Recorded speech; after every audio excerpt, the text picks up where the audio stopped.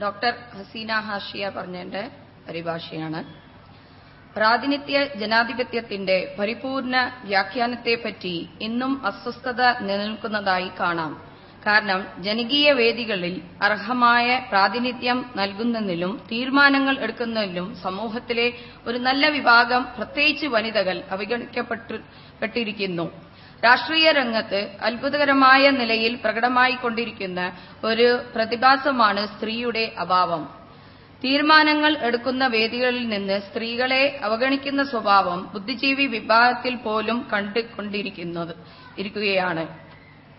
ജനാധിപത്യത്തിന്റെ പ്രാരംഭ ദിശയിൽ ബ്രിട്ടൻ തുടങ്ങിയ രാജ്യങ്ങളിൽ സ്ത്രീകൾക്ക് സ്വയം തീരുമാന അവകാശം ലഭിച്ചെങ്കിലും ഇന്ന് കേവലം 17.12% മാത്രമാണ് ഈ രാജ്യങ്ങളിൽ സ്ത്രീ പ്രാതിനിധ്യം. അതിശക്തമായ ജനാധിപത്യം രാജ്യമായ അമേരിക്കയിൽ 1920 ആണ് സ്ത്രീകൾക്ക് വോട്ടവകാശം ലഭിച്ചത്. നിരന്തരമായ സമരങ്ങൾക്കും പോരാട്ടങ്ങൾക്കും ശേഷം ഇന്നും 13.6% സംവരണം മാത്രമേ അവർക്ക് കൈവരിക്കാൻ സാധിച്ചിട്ടുള്ളൂ. ഇത് തന്നെയാണ് ഇന്ത്യയുടെ കാര്യവും.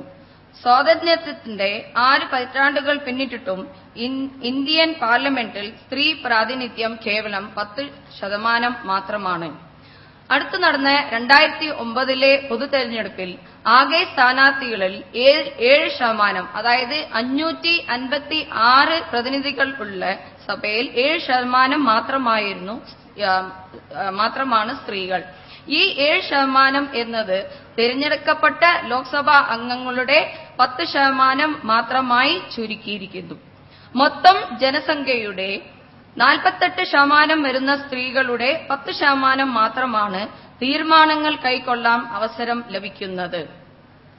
മൊത്തം ജനസംഖ്യയുടെ പകുതിയിൽ അധികം സാമൂഹിക പുരോഗതിക്കും ഉന്നമനത്തിനും വേണ്ട തീരുമാനങ്ങൾ കൈക്കൊള്ളുന്നതിന് വേറിട്ട് നിൽക്കെ എങ്ങനെയാണ് ലിംഗ സമത്വം നീതിയും സാധ്യമാകുക? ജനാധിപത്യ രാജ്യമായ ഇന്ത്യ ലിംഗ സമത്വത്തിന് ആഹ്വാനം ചെയ്യുന്നുവെന്നിരിക്കെ ജനസംഖ്യയുടെ 50% വരുന്ന സ്ത്രീകൾ പാർലമെന്റിൽ വെറും 10% മാത്രമേ വരുന്നുള്ളൂ. ലിംഗസമത്വത്തിനായി ഇന്ത്യൻ ഭരണഘടന വിഭാവനം ചെയ്യുന്നതിനോടൊപ്പം സ്ത്രീ വിവേചനവും ഇല്ലായ്മ ചെയ്തതിനായുള്ള ലോകരാജ്യങ്ങളുടെ കൺവെൻഷനിൽ ഇന്ത്യയും ഒപ്പുവെച്ചു. എന്നിരിക്കെ നമ്മുടെ പാർലമെന്റിലെ ഈ അസമത്വം ജനാധിപത്യ രാജ്യങ്ങളിൽ ഞെട്ടിക്കുന്ന ഒരു വസ്തുതയാണ്. ജനാധിപത്യത്തിന്റെ ശരിയായ ദിശയിലുള്ള പ്രവർത്തനത്തിന് നിയമനിർമ്മാണ സഭയിൽ സ്ത്രീകളുടെ പങ്ക് അനിവാര്യമാണ്. ഭരണനിർവഹണത്തിന്റെ എല്ലാ മേഖലയിലും പുരുഷനോടൊപ്പം തുല്യ പങ്ക് സ്ത്രീകളും അർഹിക്കുന്നുണ്ടെന്ന് ഇന്ന് ലോകരാജ്യങ്ങൾ തിരിച്ചറിഞ്ഞിരിക്കുന്നു. മുസ്ലിം സമുദായം ഒരു ന്യൂനപക്ഷമായിരിക്കെ മുസ്ലിം സ്ത്രീകൾ കൂടുതൽ ന്യൂനപക്ഷവൽക്കരിക്കപ്പെട്ടിരിക്കുന്നു. മുസ്ലിങ്ങൾ സാമൂഹികമായും സാമ്പത്തികമായും രാഷ്ട്രീയപരമായും പിന്നോക്ക അവസ്ഥയിൽ ആണ്. ഡാറ്റ കളക്ടിംഗ് ഏജൻസികളിൽ ഇത് ചൂണ്ടിക്കാണിക്കപ്പെട്ടിരിക്കുന്നു.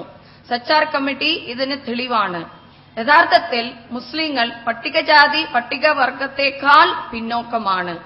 മുസ്ലിങ്ങളായ നമ്മൾ സ്ത്രീ പ്രാതിനിധ്യത്തിനായി ശക്തമായി വാദിക്കുന്നു.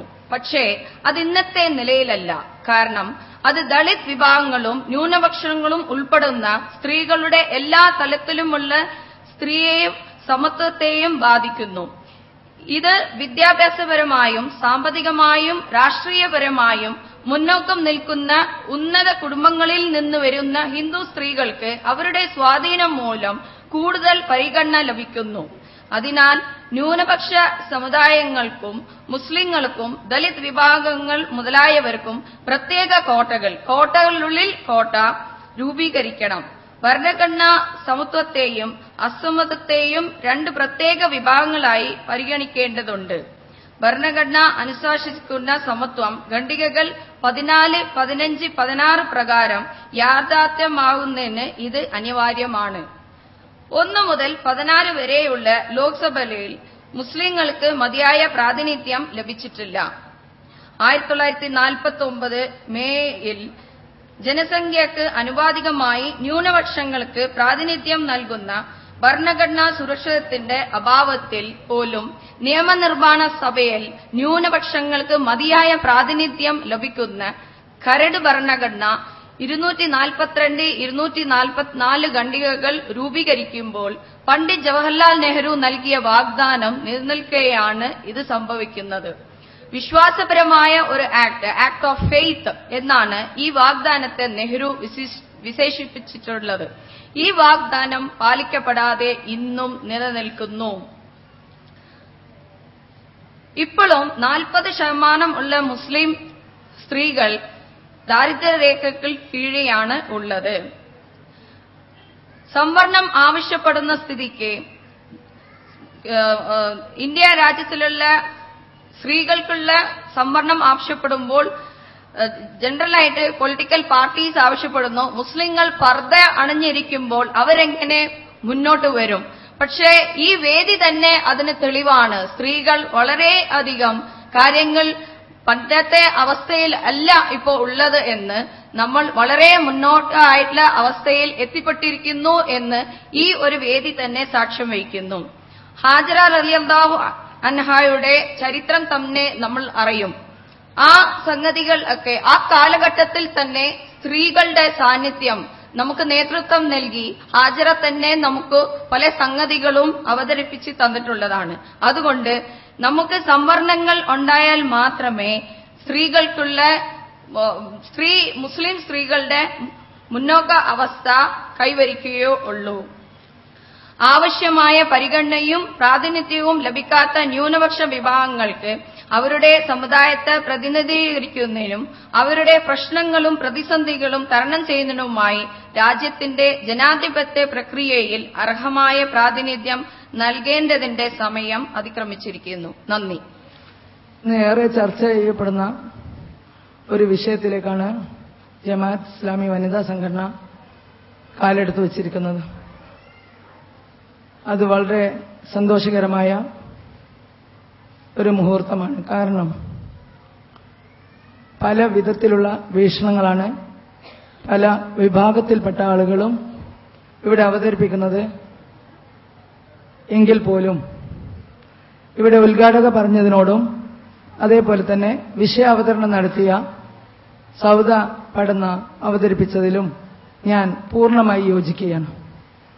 സംവരണത്തിൽ സംവരണം എന്ന മുദ്രാവാക്യം ഉണ്ടെങ്കിൽ മാത്രമാണ് പിന്നോക്കം നിൽക്കുന്ന വനിതാ വിഭാഗത്തിന് ഇവിടെ സൂചിപ്പിച്ചതുപോലെ അവരെ സാമൂഹികമായി, സാമ്പത്തികമായി, രാഷ്ട്രീയപരമായി, ധാർമ്മികമായി മുന്നോട്ട് കൊണ്ടുവരാൻ നമുക്ക് സാധിക്കുകയുള്ളൂ എന്നത് കഴിഞ്ഞ 10-15 വർഷത്തിനകം നമുക്ക് മനസ്സിലാക്കാൻ സാധിച്ച ഒരു സത്യമാണ്.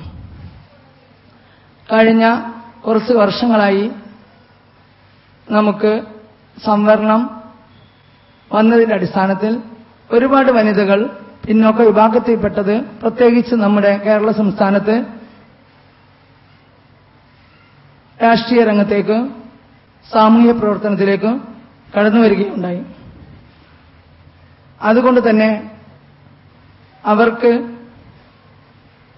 സ്ത്രീ സമൂഹത്തിന് വേണ്ടി ഒരുപാട് നന്മകൾ ചെയ്യുവാനും തിന്മകൾ അകറ്റാനും സാധിച്ചു എന്നത് ഇസ്ലാമിക വിശ്വാസപ്രകാരം ഉഹ്മിർ ബിൽ മഅറൂഫ് വനഹ്നിൽ മുൻകർ വസ്ബിർ അലാ മാ അസബ ദാലിക മിൻ അസ്മിൽ ഉമൂർ, നന്മയെ നിങ്ങൾ കൽപ്പിക്കുകയും തിന്മയെ നിങ്ങൾ നിരോധിക്കുകയും എന്ന് പറഞ്ഞ് ആപത്തുകളിൽ നിങ്ങൾ ക്ഷമ കൈകൊള്ളുവീൻ എന്ന് പറഞ്ഞ ആ സന്ദേശം സമൂഹത്തിൽ എത്തിക്കാനും അതനുസരിച്ച് പ്രവർത്തിക്കാനും ഒരു സമുദായത്തിൽ അവഗണിക്കപ്പെട്ട വിഭാഗത്തിന് സാധിച്ചു എന്നത് വളരെ ക്രിയാത്മകമായി ചിന്തിച്ചാൽ, നമുക്ക് വിലയിരുത്തിയാൽ നമുക്ക് കാണാൻ സാധിക്കുന്ന ഒന്നാണ്.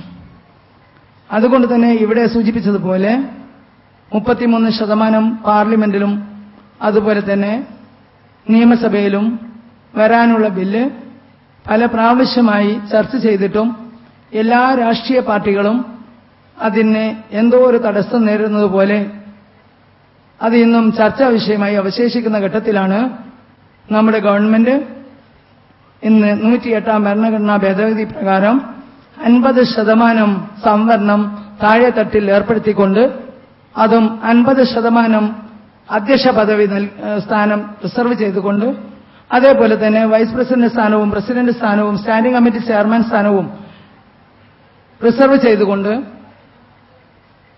കൂടാതെ ഒറ്റയിട്ട അംഗങ്ങൾ വരുമ്പോൾ, അതായത് 15 വാർഡുകൾ വരികയാണെങ്കിൽ അതിൽ 7 എണ്ണമല്ല 8 എണ്ണം വനിതകൾക്ക് നൽകണമെന്ന് പറഞ്ഞുകൊണ്ട് മൊത്തത്തിൽ നമ്മൾ സംവരണം കണക്കിലെടുത്ത് നോക്കിയാൽ നമുക്ക് കാണാൻ സാധിക്കുന്നത് ഏകദേശം 60% പ്രാബല്യത്തിൽ വരാൻ സാധ്യതയുള്ള രീതിയിലാണ് ഇന്ന് കേന്ദ്ര ഗവൺമെന്റ് നമ്മുടെ ഭരണഘടനാ ഭേദഗതി പ്രകാരം നിയമം പ്രാബല്യത്തിൽ വന്നുകൊണ്ട് കേരള ഗവൺമെന്റും അതിന് ശുപാർശ ചെയ്തിരിക്കുന്നത്. അപ്പോൾ നമുക്കിവിടെ ചർച്ച ചെയ്യപ്പെടാൻ പോകുന്ന വിഷയം സംവരണത്തിന്റെ ആനുകൂല്യങ്ങളും അതോടൊപ്പം തന്നെ അത് നേരിടുന്ന വെല്ലുവിളികളും എന്ന ഒരു വലിയ ഒരു സബ്ജക്റ്റാണ് ജമാഅത്ത് ഇസ്ലാമി ഇവിടെ അവതരിപ്പിച്ചിരിക്കുന്നത്. കാരണം നമുക്കറിയാം, ഇവിടെ പലരും സൂചിപ്പിച്ച പോലെ 1% ചിലപ്പോൾ പിൻസി ഡ്രൈവ് ഉണ്ടായാൽ അത് മാത്രം പ്രൊജക്റ്റ് ചെയ്ത് കാണിച്ചുകൊണ്ട് സ്ത്രീകളെ അവഗണിക്കുന്ന രീതിയിലേക്ക് മാറുന്ന ഒരു സാഹചര്യം ഇന്നിവിടെ നടമാടിക്കൊണ്ടിരിക്കുകയാണ്. പക്ഷെ ഒരിക്കലും പിൻസീറ്റ് ഡ്രൈവ് അല്ല, യഥാർത്ഥ ഡ്രൈവിംഗ് തന്നെ ചെയ്യാൻ പറ്റുന്ന ഒരുപാട് വനിതകൾ ഇന്ന് സാമ്പത്തികമായല്ല സാമൂഹ്യമായും രാഷ്ട്രീയപരമായും വിദ്യാഭ്യാസപരമായും മുന്നോട്ട് വന്നിട്ടുണ്ട് എന്നും വിദ്യാ രംഗത്ത് പരിശോധിച്ചാൽ നമുക്ക് കാണാൻ സാധിക്കുന്ന കാഴ്ച ആൺകുട്ടികളേറെ പെൺകുട്ടികളാണ് ഇന്ന് എല്ലാ രംഗത്തും മുന്നോട്ട് വന്നുകൊണ്ടിരിക്കുന്നത് എന്നതുകൊണ്ട് ഈ സംവരണം ഏർപ്പെടുത്തിയാൽ വിദ്യാസമ്പന്നരായ വനിതകളെ പ്രദാനം ചെയ്യുവാൻ ഏത് വിഭാഗത്തിൽപ്പെട്ട ആളുകളായാലും അത് ദളിത് വിഭാഗത്തിൽ പോലും നമുക്ക് കിട്ടാൻ സാധിക്കും എന്നാണ് എനിക്കിവിടെ സൂചിപ്പിക്കാനുള്ളത്. മറ്റൊന്ന്, പഞ്ചായത്ത് രാജ് സംവിധാനത്തിൽ ഇവിടെ പറഞ്ഞ സംവരണം ഏർപ്പെടുത്തിയതുകൊണ്ടാണ് SC/ST വിഭാഗത്തിന് പ്രത്യേകം ജനറൽ സീറ്റ് പോലും SC/ST വിഭാഗത്തിന് റിസർവ് ചെയ്തതിന് പുറത്ത് ST വനിത പ്രസിഡന്റ് സ്ഥാനം പോലും മെമ്പർ സ്ഥാനം പോലും അവർക്ക് റിസർവ് ചെയ്തിട്ടുണ്ട്. അതുപോലുള്ള ഒരു സംവരണത്തിൽ സംവരണം എന്ന രീതിയിലേക്ക് കൊണ്ടുവരണം എന്ന് തന്നെയാണ് മറ്റു ഡിസിഷൻ മേക്കിംഗ് പവേഴ്സ്, അതായത് അധികാര കേന്ദ്രങ്ങൾ തീരുമാനമെടുക്കാനുള്ള സഭകളിലും കൂടി സ്ത്രീ പ്രാതിനിധ്യം ഉറപ്പുവരുത്തണമെന്നാണ് ഈ അവസരത്തിൽ ഞങ്ങൾക്ക് പറയാനുള്ളത്. എപ്പോഴും ഒരു സ്ത്രീക്ക് കഴിവ് കുറവാണെങ്കിൽ, അല്ലെങ്കിൽ ആ സ്ത്രീക്ക് അവൾക്ക് ഒരുപാട് പരിമിതികളുണ്ട് എങ്കിലും ഒരു കുടുംബം അതിന് യഥാർത്ഥ രീതിയിൽ നയിച്ചു കൊണ്ടുപോകുന്നത് ഒരു സ്ത്രീയാണ്. ഒരു കുടുംബത്തിന്റെ എല്ലാ ഉത്തരവാദിത്വം നിറവേറ്റിയതിനു ശേഷം ആ സ്ത്രീ സാമൂഹ്യ ചുറ്റുപാടുകളിൽ അവർ സമൂഹത്തിന് വേണ്ട ഉപദേശ നിർദ്ദേശങ്ങൾ കൊടുത്തുകൊണ്ട് അവരെ ധാർമ്മികതയിലേക്ക് നയിച്ചുകൊണ്ടിരിക്കുന്ന ഒരു സ്ഥിതിവിശേഷമാണ് കേരളത്തിലുടനീളം പ്രത്യേകിച്ച് മുസ്ലിം സമുദായത്തിലുള്ള സ്ത്രീകൾ നടത്തിക്കൊണ്ടിരിക്കുന്നത് എന്ന് നമുക്ക് എവർക്കും കാണാൻ സാധിക്കും. നമുക്കറിയാം, ഇന്ന് ഒരുപാട് പ്രശ്നങ്ങൾ ചർച്ച ചെയ്യുന്ന, ഇവിടെ സൂചിപ്പിച്ച പോലെ സാങ്കേതിക വിദ്യ, കമ്പ്യൂട്ടർ യുഗത്തിലാണ് നമ്മൾ ജീവിക്കുന്നത്. അതുകൊണ്ട് തന്നെ ഇന്ന് ഒരുപാട് പ്രയാസങ്ങൾ അനുഭവിക്കുന്നുണ്ട് നമ്മുടെ കുട്ടികൾ, പ്രത്യേകിച്ച് വിദ്യാർത്ഥിനികൾ. അതിലൊക്കെ തന്നെ ധാർമ്മികമായ ചുറ്റുപാടിലൂടെ ഒരു സമൂഹത്തെ വാർത്തെടുക്കുവാൻ ഏറ്റവും കൂടുതൽ മുൻപന്തിയിൽ നിൽക്കുന്നത് ഇന്ന് വനിതാ പ്രവർത്തകരാണ്. അതുപോലെ തന്നെ ഇവിടെ ഒരുപാട് നിയമങ്ങൾ ഉണ്ടെങ്കിലും ആ നിയമങ്ങൾ പ്രാവർത്തികമാക്കാൻ സ്ത്രീ സംവരണത്തിലൂടെയാണ് നമുക്ക് ഇന്ന് സാധിച്ചിട്ടുള്ളത്. നമുക്കറിയാം, ഡൊമസ്റ്റിക് വയലൻസ് ആക്ട്, അതുപോലെ തന്നെ സ്ത്രീ പീഡനത്തിനെതിരായി ഒരുപാട് നിയമങ്ങൾ നിലവിലുണ്ട്. പക്ഷേ അതെല്ലാം തന്നെ പ്രാവർത്തികമാകാതെ ഒരു ഭാഗത്ത് ചുരുട്ടിക്കൂട്ടിയിട്ടതായിരുന്നെങ്കിൽ ഇന്ന് വനിതകൾക്ക് അറിവ് ലഭിച്ചപ്പോൾ, അവരുടെ അവകാശങ്ങളെ സംബന്ധിച്ച് അവർ ബോധവാന്മാരായപ്പോൾ അവർക്കത് ഉപയോഗപ്പെടുത്താൻ സാധിച്ചു എന്നതും, അതുകൊണ്ട് തന്നെ സ്ത്രീ പീഡനത്തിന് നമുക്ക് ഒരു പരിധിവരെ അറുതി വരുത്താൻ സാധിച്ചു എന്നത് ഈ സംവരണത്തിന്റെ നേട്ടമായി, അതിന്റെ സാധ്യതകളായി നമുക്ക് വിലയിരുത്താൻ സാധിക്കും. അതോടൊപ്പം തന്നെ ഇവിടെ സൂചിപ്പിക്കാനുള്ളത്, ഒരുപാട് വനിതാ കമ്മിറ്റികൾ ഇവിടെയുണ്ട്. സംവരണ പ്രകാരം വരുന്ന, അതായത് വനിതാ കമ്മീഷനിൽ ഒരിക്കലും പുരുഷന് കയറി വരാൻ സാധിക്കാത്ത ഒരു മേഖലയാണ്. പക്ഷെ ആ വനിതാ കമ്മീഷൻ ഒരു നോക്കുകുത്തിയെ പോലെയാണ് നമ്മുടെ ഗവൺമെന്റ് ഇന്ന് കൊണ്ടു നടക്കുന്നത്. കാരണം ഒരിക്കലും വനിതാ കമ്മീഷന് എക്സിക്യൂട്ടീവ് പവർ നൽകാതെ വെറും ആളുകളെ വിളിച്ചു വരുത്തി നിങ്ങളുടെ പ്രശ്നങ്ങൾ എന്തെന്ന് ചോദിച്ചുകൊണ്ട് ശരി, നിങ്ങളെ പ്രശ്നങ്ങൾ ഞങ്ങളെ കൊണ്ട് കഴിയില്ല, ഞങ്ങൾ കോടതി പോയിക്കോളി എന്ന് പറയുന്ന ഒരു ദുരവസ്ഥ ഈ കേരള സംസ്ഥാനത്ത് ഇന്ന് നടന്നുകൊണ്ടിരിക്കുന്നു എന്ന സത്യം നമുക്കറിയാം. അതിലേറെ കാര്യങ്ങൾ വനിതാ കമ്മീഷൻ ചെയ്യുന്നതിലേറെ കാര്യങ്ങൾ ഇന്ന് സാമൂഹിക പ്രവർത്തക എന്ന നിലക്ക് ഇവിടെയുള്ള ഓരോ സ്ത്രീയും നിങ്ങളറിയാതെ, സമൂഹം അറിയാതെ ചെയ്തുകൊണ്ടിരിക്കുന്നു നിത്യേന എന്നുള്ള സത്യം ഞാനിവിടെ പറയാൻ ആഗ്രഹിക്കുകയാണ്. ഓരോ ദിവസവും നമ്മുടെ മുന്നിൽ വരുന്ന സ്ത്രീകളുടെ പ്രശ്നങ്ങൾ, 10-15 കുടുംബങ്ങളുടെ പ്രശ്നങ്ങൾ ഒരു 5 മിനിറ്റ് കൊണ്ട് അല്ലെങ്കിൽ 10 മിനിറ്റ് കൊണ്ട് സംസാരിച്ച് ഒരു 4 റൗണ്ട് സംസാരിച്ച് അവരെ യോജിപ്പിച്ചു വിടാൻ നമുക്ക് സാധിക്കുന്നു എന്നത് തന്നെ ഇന്ന് ധാർമ്മികമായി ചിന്തിക്കുന്നത് കൊണ്ട് ഇവിടെയുള്ള മുസ്ലിം വനിതകൾക്കും അതോടൊപ്പമുള്ള വിദ്യാസമ്പന്നരായ വനിതകൾക്കും സാധിക്കുന്നുണ്ട്. നേരെ മറിച്ച് വനിതാ കമ്മീഷൻ വിളിച്ചു വരുത്തി സംസ്ഥാന ഗവൺമെന്റ് വലിയൊരു സംഖ്യ ചെലവഴിച്ചിട്ട് പോലും വേണ്ട രീതിയിൽ കൈകാര്യം ചെയ്യാൻ ഇന്ന് വനിതാ കമ്മീഷൻ അധികാരം കൊടുക്കുന്നതിന് എന്തിനു ഗവൺമെന്റ് മടി കാണിക്കുന്നു എന്നാണ് ഞങ്ങൾക്കിവിടെ ചോദിക്കാനുള്ളത്. വനിതാ കമ്മീഷന് നല്ലൊരു അധികാരം കൊടുത്താൽ ഒരുപാട് സ്ത്രീ പീഡനങ്ങൾക്ക് ഇവിടെ അറുതി വരുത്താൻ സാധിക്കും. അങ്ങനെയുള്ള ഒരുപാട് കാര്യങ്ങൾ, അതുപോലെ തന്നെ വനിതാ വികസന കോർപ്പറേഷൻ എന്ന് തുടങ്ങി വനിതകൾക്ക് മാത്രം റിസർവ് ചെയ്ത ഒരുപാട് കാര്യങ്ങളുണ്ട്. അതിലെല്ലാം തന്നെ വേണ്ടത്ര പദവി, വേണ്ടത്ര അധികാരം, വേണ്ടത്ര ഡിസിഷൻ മേക്കിംഗ് പവർ കമ്മീഷനുകൾക്ക് കൊടുക്കണമെന്നാണ് മറ്റൊന്ന് സൂചിപ്പിക്കാനുള്ളത്. ഇവിടെ സൂചിപ്പിക്കാനുള്ളത്, നമുക്കറിയാം, ഇവിടെ സൂചിപ്പിച്ചതുപോലെ നമ്മുടെ കേരള സംസ്ഥാനത്ത് എന്നല്ല ഇന്ത്യ ഒട്ടുക്ക് നമ്മുടെ മുസ്ലിം ന്യൂനപക്ഷം അല്ലെങ്കിൽ പിന്നോക്ക വിഭാഗത്തിന്റെ അവസ്ഥ പഠനം നടത്തിയതിൽ നിന്ന് സച്ചാർ കമ്മിറ്റി കണ്ടെത്തിയ ഒരു വിവരം നമ്മുടെ മാന്യ വ്യക്തി ഉദ്ഘാടകൻ ഇവിടെ സൂചിപ്പിച്ചു. ദലിത് വിഭാഗത്തിനേക്കാളും പരിതാപകരമായ അവസ്ഥയാണ് നമ്മുടെ വിദ്യാഭ്യാസ നിലവാരം നോക്കിയാലും, തൊഴിൽ നോക്കിയാലും, രാഷ്ട്രീയപരമായ വികസനം നോക്കിയാലും വനിതകളുടെ അവസ്ഥ എന്ന്, അല്ലെങ്കിൽ ന്യൂനപക്ഷത്തിന്റെ അവസ്ഥ എന്ന്, പിന്നോക്ക വിഭാഗത്തിന്റെ അവസ്ഥ എന്ന് വരച്ചു കാട്ടിയ റിപ്പോർട്ട് ഗവൺമെന്റിൽ സമർപ്പിച്ചിട്ട് പോലും ഇന്ന് വരെ അതിനൊരു വേണ്ടത്ര പരിഹാരം കാണാൻ ഗവൺമെന്റുകൾക്ക് സാധിച്ചിട്ടില്ല എന്ന ദുഃഖസത്യവും ഇവിടെ അവതരിപ്പിക്കുകയാണ്.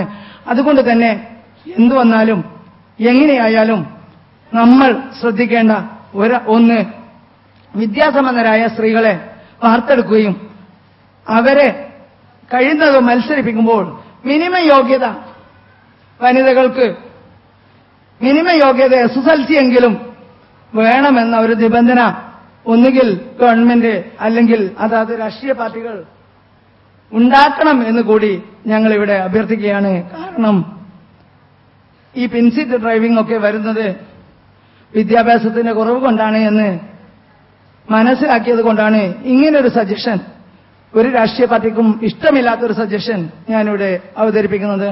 കാരണം നമ്മുടെ മുഖ്യമന്ത്രിയെ എടുത്തു നോക്കിയാൽ പുരുഷനാണ്, വിദ്യാഭ്യാസം 7ാം ക്ലാസ്സാണ്. നമ്മുടെ പഴയ മുഖ്യമന്ത്രിയെ എടുത്തു നോക്കിയാൽ നമുക്ക് കാണാൻ പറ്റുന്ന വിദ്യാഭ്യാസം നായനാർ 4ാം ക്ലാസ് വിദ്യാഭ്യാസമായിരുന്നു. അതുകൊണ്ട് തന്നെ നമുക്ക് വിദ്യാഭ്യാസ യോഗ്യത, ഞങ്ങൾ കിലയിൽ ഒരു ചർച്ചയിൽ പങ്കെടുത്തപ്പോൾ ഞാൻ പറയുകയുണ്ടായി, നമ്മുടെ ഏത് ആണായാലും പെണ്ണായാലും ശരി, മത്സരിക്കുന്ന വ്യക്തികൾക്ക് മിനിമം യോഗ്യത SSLC ആക്കണമെന്ന് പറഞ്ഞപ്പോൾ മറ്റ് രാഷ്ട്രീയ പാർട്ടികൾ എന്നോട് യോജിച്ചില്ല. അതുകൊണ്ട് ഞാൻ പറയുന്നു, അവഗണിക്കപ്പെട്ട വിഭാഗം എന്ന നിലക്ക് മുസ്ലിം വിഭാഗം ഞങ്ങൾ പറയുന്നു, മിനിമം യോഗ്യത SSLC എങ്കിലും വേണമെന്ന്. ഞങ്ങൾ വിദ്യാഭ്യാസപരമായി ഉയർന്നവരല്ല എങ്കിൽ പോലും സമൂഹത്തിൽ നന്മ നടപ്പിലാക്കാൻ, സമൂഹത്തിന്റെ പുരോഗതി നമ്മളാൽ കഴിയുന്നത് ചെയ്യാൻ ഭൗതികമായും ധാർമ്മികമായും ഉയർന്നു ചിന്തിക്കാൻ ഭൗതിക വിദ്യാഭ്യാസവും അതോടൊപ്പം മതപരമായ അറിവും അത്യന്താപേക്ഷിതമാണ് എന്ന് ഈ കാലഘട്ടത്തിൽ നമ്മൾക്ക് കാണാൻ സാധിച്ചു. കാരണം നമുക്കറിയാം, ഇവിടുത്തെ അരാജകത്വം സെക്ഷൻ 377 അമെൻഡ് ചെയ്യണം എന്ന് പറയുന്ന ഡൽഹി ഹൈക്കോടതിന്റെ വിധി നിങ്ങൾ പരിശോധിച്ചു നോക്കൂ. ഒരു കോടതിയാണോ അത് പറഞ്ഞത്? അത്ഭുതം തോന്നുന്നു. എന്താണ് 377? അതിനെ പ്രോത്സാഹിപ്പിക്കുക എന്ന് പറഞ്ഞാൽ ഇവിടെ വരുന്ന വനിതകളോട് ചെയ്യുന്ന എത്ര വലിയ അനീതിയാണ്.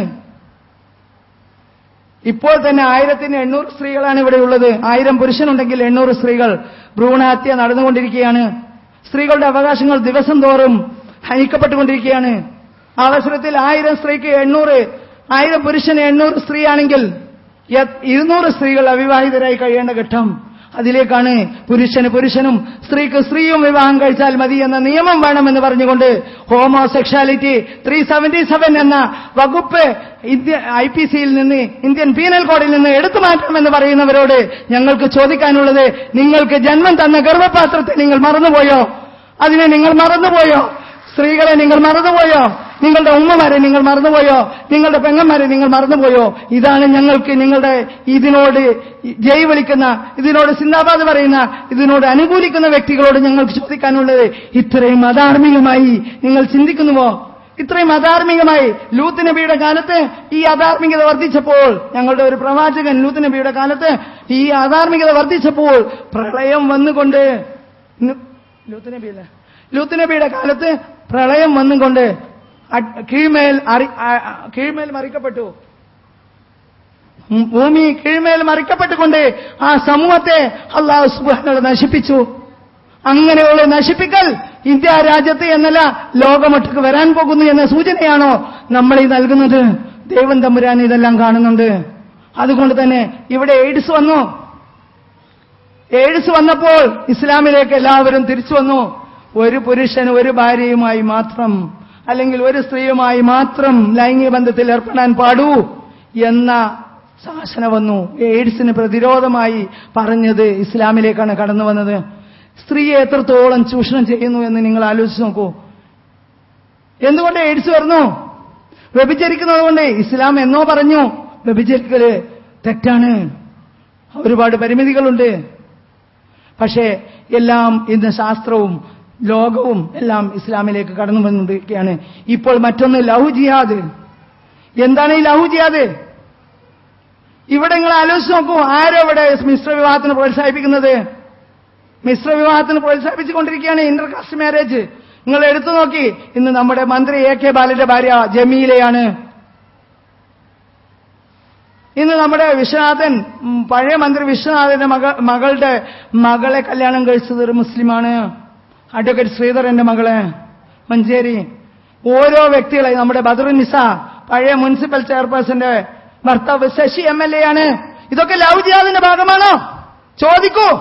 ഞങ്ങൾക്ക് ചോദിക്കാനുണ്ട്, ഞങ്ങൾക്ക് പറയാനുണ്ട്. എന്താണ് ജിഹാദ്? ജിഹാദ് എന്ന ഒരു നല്ല വാക്കുണ്ട്, ധർമ്മസമരം. അതിനെയാണോ നിങ്ങൾ പ്രണയത്തോട് ബന്ധിക്കുന്നത്? ധർമ്മസമരത്തെയാണോ നിങ്ങൾ പ്രണയത്തോടെ? പത്രക്കാരോട് ഞങ്ങൾക്ക് പറയാനുണ്ട്, എന്താണ് നിങ്ങൾ ചായക്കോപ്പയിൽ ആളിക്കത്തിക്കുന്നത്? അതുപോലെ തന്നെ ഞങ്ങൾക്ക് പറയാനുണ്ട്, മുസ്ലിം തീവ്രവാദികളെന്ന് എന്തുകൊണ്ട് ക്രിസ്ത്യൻ തീവ്രവാദി, ഹിന്ദു തീവ്രവാദി എന്ന് പറയാത്തത്?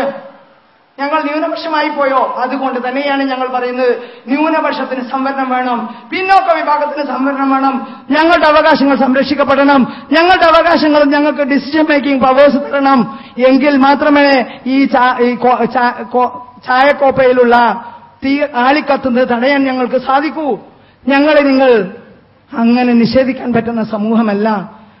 ഞങ്ങൾക്ക് ഒരുപാട് ആശയങ്ങളുണ്ട്, ആദർശങ്ങളുണ്ട്, ലക്ഷ്യങ്ങളുണ്ട്. അതിലേക്ക് ഞങ്ങൾ സഞ്ചരിക്കും. ഇസ്ലാം തീവ്രവാദമല്ല.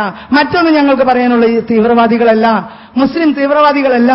ഇസ്ലാം എന്ന വാക്കിന്റെ അർത്ഥം വളരെ വളരെ വളരെ വലുതാണ്. മുസ്ലിം എന്ന് പറഞ്ഞാൽ സമർപ്പിക്കുന്നവൻ എന്നാണ്. ഇതിവിടെ പറയേണ്ട വിഷയമല്ല, എങ്കിലും ഞാൻ സൂചിപ്പിച്ചു, എന്നോട് ക്ഷമിക്കണം എന്റെ അധ്യക്ഷതയിലുള്ളവർ. മുസ്ലിം എന്ന വാക്കിന്റെ അർത്ഥം സമർപ്പിക്കുന്നവൻ എന്നാണ്. മതം സമാധാനം എന്നാണ്. അതിനെയാണോ മുസ്ലിം തീവ്രവാദി എന്ന് മുദ്രകുത്തുന്നത്? ഒരിക്കലും തീവ്രവാദമല്ല. സമാധാന അന്തരീക്ഷത്തിന് വേണ്ടി പ്രവർത്തിക്കുന്നവരാണ് മുസ്ലിം സമുദായം. ഏതെങ്കിലും ഒരു പേര് കൊണ്ട് മുസ്ലിമായ ഒരുത്തൻ എന്തെങ്കിലും ചെയ്താൽ അതൊരു സമൂഹത്തിന്റെ, ഒരു ജാതിയുടെ മേലിൽ അടിച്ചേൽപ്പിക്കുന്ന സ്വഭാവം പത്രങ്ങൾ നിർത്തിവെക്കണമെന്ന് വളരെ താഴ്മയോടുകൂടി അപേക്ഷിക്കുകയാണ്. ഞങ്ങളുടെ സമുദായത്തിന് വേണ്ടി, ഞങ്ങളുടെ സമൂഹത്തിന് വേണ്ടി, ഞങ്ങളുടെ വ്യക്തിത്വത്തിന് വേണ്ടി, അല്ലെങ്കിൽ ഞങ്ങളുടെ ആദർശത്തിന് വേണ്ടി എന്ന് ഞാൻ പറയുകയാണ്. അതുകൊണ്ട് ഇവിടെ സൂചിപ്പിച്ചതുപോലെ സംവരണത്തിൽ സംവരണം ഏർപ്പെടുത്തിക്കൊണ്ട്, ഞങ്ങളുടെ പിന്നോക്ക വിഭാഗത്തിന് സംവരണം ഏർപ്പെടുത്തിക്കൊണ്ട്, പിന്നോക്കക്കാരന്റെ ശബ്ദം, ഗർജിക്കുന്ന ശബ്ദം കേട്ടുകൊണ്ട് ഞങ്ങളുടെ അവകാശങ്ങൾ ഞങ്ങൾ ഈ കൊല്ലങ്ങളായി 63 വർഷങ്ങളായി ഞങ്ങൾ നേടിയെടുത്തത് 1 or 2 പാർലമെന്റ് അംഗങ്ങളാണ് മുസ്ലിം സമുദായത്തിൽ ചിലപ്പോൾ കേരള സംസ്ഥാനത്ത് നിന്ന് ഞങ്ങൾക്ക് പ്രാതിനിധ്യം ലഭിച്ചിട്ടുള്ളത് എന്ന് മനസ്സിലാക്കിക്കൊണ്ട്, മുസ്ലിം സ്ത്രീയായാലും പുരുഷനായാലും നമുക്ക് സംവരണത്തിൽ സംവരണം ഏർപ്പെടുത്തിക്കൊണ്ട്, ഇന്ന വിഭാഗത്തിന് ജനറൽ വനിത, SC വനിത എന്ന് പറയുന്നത് പോലെ മുസ്ലിം വനിത, ദലിത് വനിത എന്ന് പറഞ്ഞുകൊണ്ട് സംവരണം ഏർപ്പെടുത്തണമെന്നും അതാണ് ഞങ്ങളുടെ ലക്ഷ്യമെന്നും പറഞ്ഞുകൊണ്ട് ഞാൻ എന്റെ വാക്കുകൾ ഉപസംഹരിക്കുന്നു. ഇവിടെ അധ്യക്ഷനും ഉദ്ഘാടകയും പറഞ്ഞതോട് പൂർണ്ണമായി യോജിച്ചുകൊണ്ട് നിർത്തുന്നു. അസ്സലാമു അലൈക്കും വറഹ്മത്തുള്ളാഹി. ഇതര മതസ്ഥന്റെ അഭിവാദ്യങ്ങൾ. സ്ത്രീകളുടെ സംവരണവും സംവരണത്തിന് മേൽ സംവരണവും അതിന്റെ വെല്ലുവിളിയും അതിന്റെ വിഘാതങ്ങളും സംവരണത്തിന്റെ ഭാഷയിലൂടെ നാനാ തുറകളിലുണ്ടാവുന്ന പ്രശ്നങ്ങളെയും എങ്ങനെയാണ് നേരിടുക എന്നുള്ള ഒരു ചർച്ചയാണ് ഇവിടെ നടന്നുകൊണ്ടിരിക്കുന്നത്. എന്തായാലും ഇന്നത്തെ സാഹചര്യത്തിലും സാമൂഹ്യ വ്യവസ്ഥയിലും ഈ കാലഘട്ടത്തിന്റെയും അനിവാര്യതമായിട്ടുള്ള ഇങ്ങനത്തെ ഒരു ചർച്ചാവേദി ജമാഅത്ത് ഇസ്ലാമി സംഘടിപ്പിച്ചതിൽ വളരെയധികം സന്തോഷമുണ്ട്. സ്ത്രീകളുടെ സംവരണം വളരെ വിശാലമായ, വളരെ നല്ലതായ, ഒരുപാട് സ്വപ്നം കാണാൻ പറ്റുന്ന, നമ്മളുടെയൊക്കെ മനസ്സിന്റെ ഉള്ളിന്റെ ഉള്ളിൽ ഒരുപാട് ആഗ്രഹങ്ങൾ വരുന്ന ആളുകളിലേക്ക് പ്രകൃതിയിലേക്ക് വികസിപ്പിക്കുന്ന ഒരു വാക്കാണ് ശരിക്കും സ്ത്രീകളുടെ സംവരണം.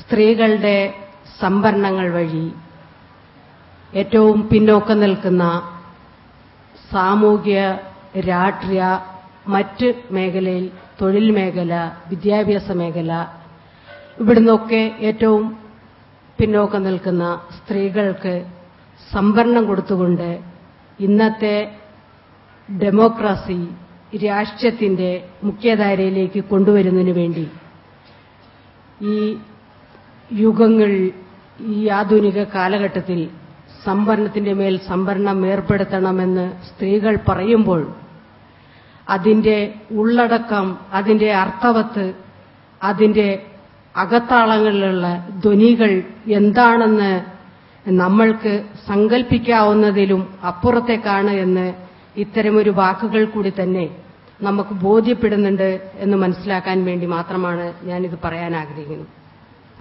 എന്തായാലും സംവരണം കഴിഞ്ഞ കാലങ്ങളിൽ 30% സ്ത്രീകൾക്ക് സംവരണം, ഇപ്പോഴത് 20% കൂട്ടി 50% സ്ത്രീകൾക്ക് സംവരണം, 50%ആക്കി ഇപ്പോൾ സംവരണം ഉയർത്തിക്കൊണ്ടിരിക്കുന്ന ഈ പാർലമെന്റിലും നിയമസഭയിലും അതിന്റെ ചർച്ചകളും ബാക്കി സംവിധാനങ്ങളും നടന്നുകൊണ്ടിരിക്കുമ്പോൾ നമ്മുടെ കേരളത്തിന്റെ, ഇന്ത്യയിലെ സ്ത്രീകളുടെ അവസ്ഥ എന്താണ്, സ്ത്രീകൾ എവിടെ നിൽക്കുന്നു, സ്ത്രീകൾ എന്തൊക്കെയാണ് നേരിടേണ്ടി വരുന്നത്, അവരെവിടെയൊക്കെയാണ് അവഹേളിക്കപ്പെടുന്നത്, എവിടെയാണ് അവരെ അംഗീകരിക്കപ്പെടുന്നത്, അത്തരമൊരു സംവിധാനങ്ങൾ എവിടെയാണുള്ളത്, അങ്ങനെ മനസ്സുകൊണ്ട് സ്ത്രീകളെ അംഗീകരിക്കുന്ന ഒരു ആശയത്തിന്റെ മുമ്പിലേക്ക് സ്ത്രീകൾ ഒരുമിച്ച് ഉയർത്തെഴുന്നേറ്റ് അവരുടെ അവകാശങ്ങൾ അവർ സ്വയം ഏറ്റെടുക്കാൻ തയ്യാറാവുന്നതിന്റെ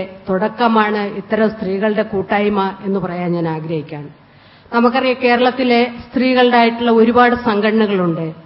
രാഷ്ട്രീയ രംഗത്ത് ഇപ്പോൾ തദ്ദേശ സ്വയംഭരണ സ്ഥാപനങ്ങളിൽ സ്ത്രീകള് പ്രസിഡന്റുമാര്, വൈസ് പ്രസിഡന്റുമാര്, ഇത്തരം സംരംഭങ്ങളിൽ സ്ത്രീകൾ വരുന്നു. വളരെ നല്ല കാര്യമാണ്, അക്കാര്യത്തിന് എതിർക്കുന്നൊന്നുമില്ല. പക്ഷേ ഇത്തരം സംരംഭം സ്ത്രീകൾക്ക് തരുമ്പോഴും നമ്മൾ ഇതിന്റെ ഉള്ളിൽ എന്താണ് എന്ന് സ്ത്രീകൾ ആഴത്തിലേക്ക് ഇറങ്ങി പരിശോധിക്കപ്പെടേണ്ടത് ഒരു ആവശ്യമാണ് എന്ന് പറയാൻ ഞാൻ ആഗ്രഹിക്കുകയാണ്.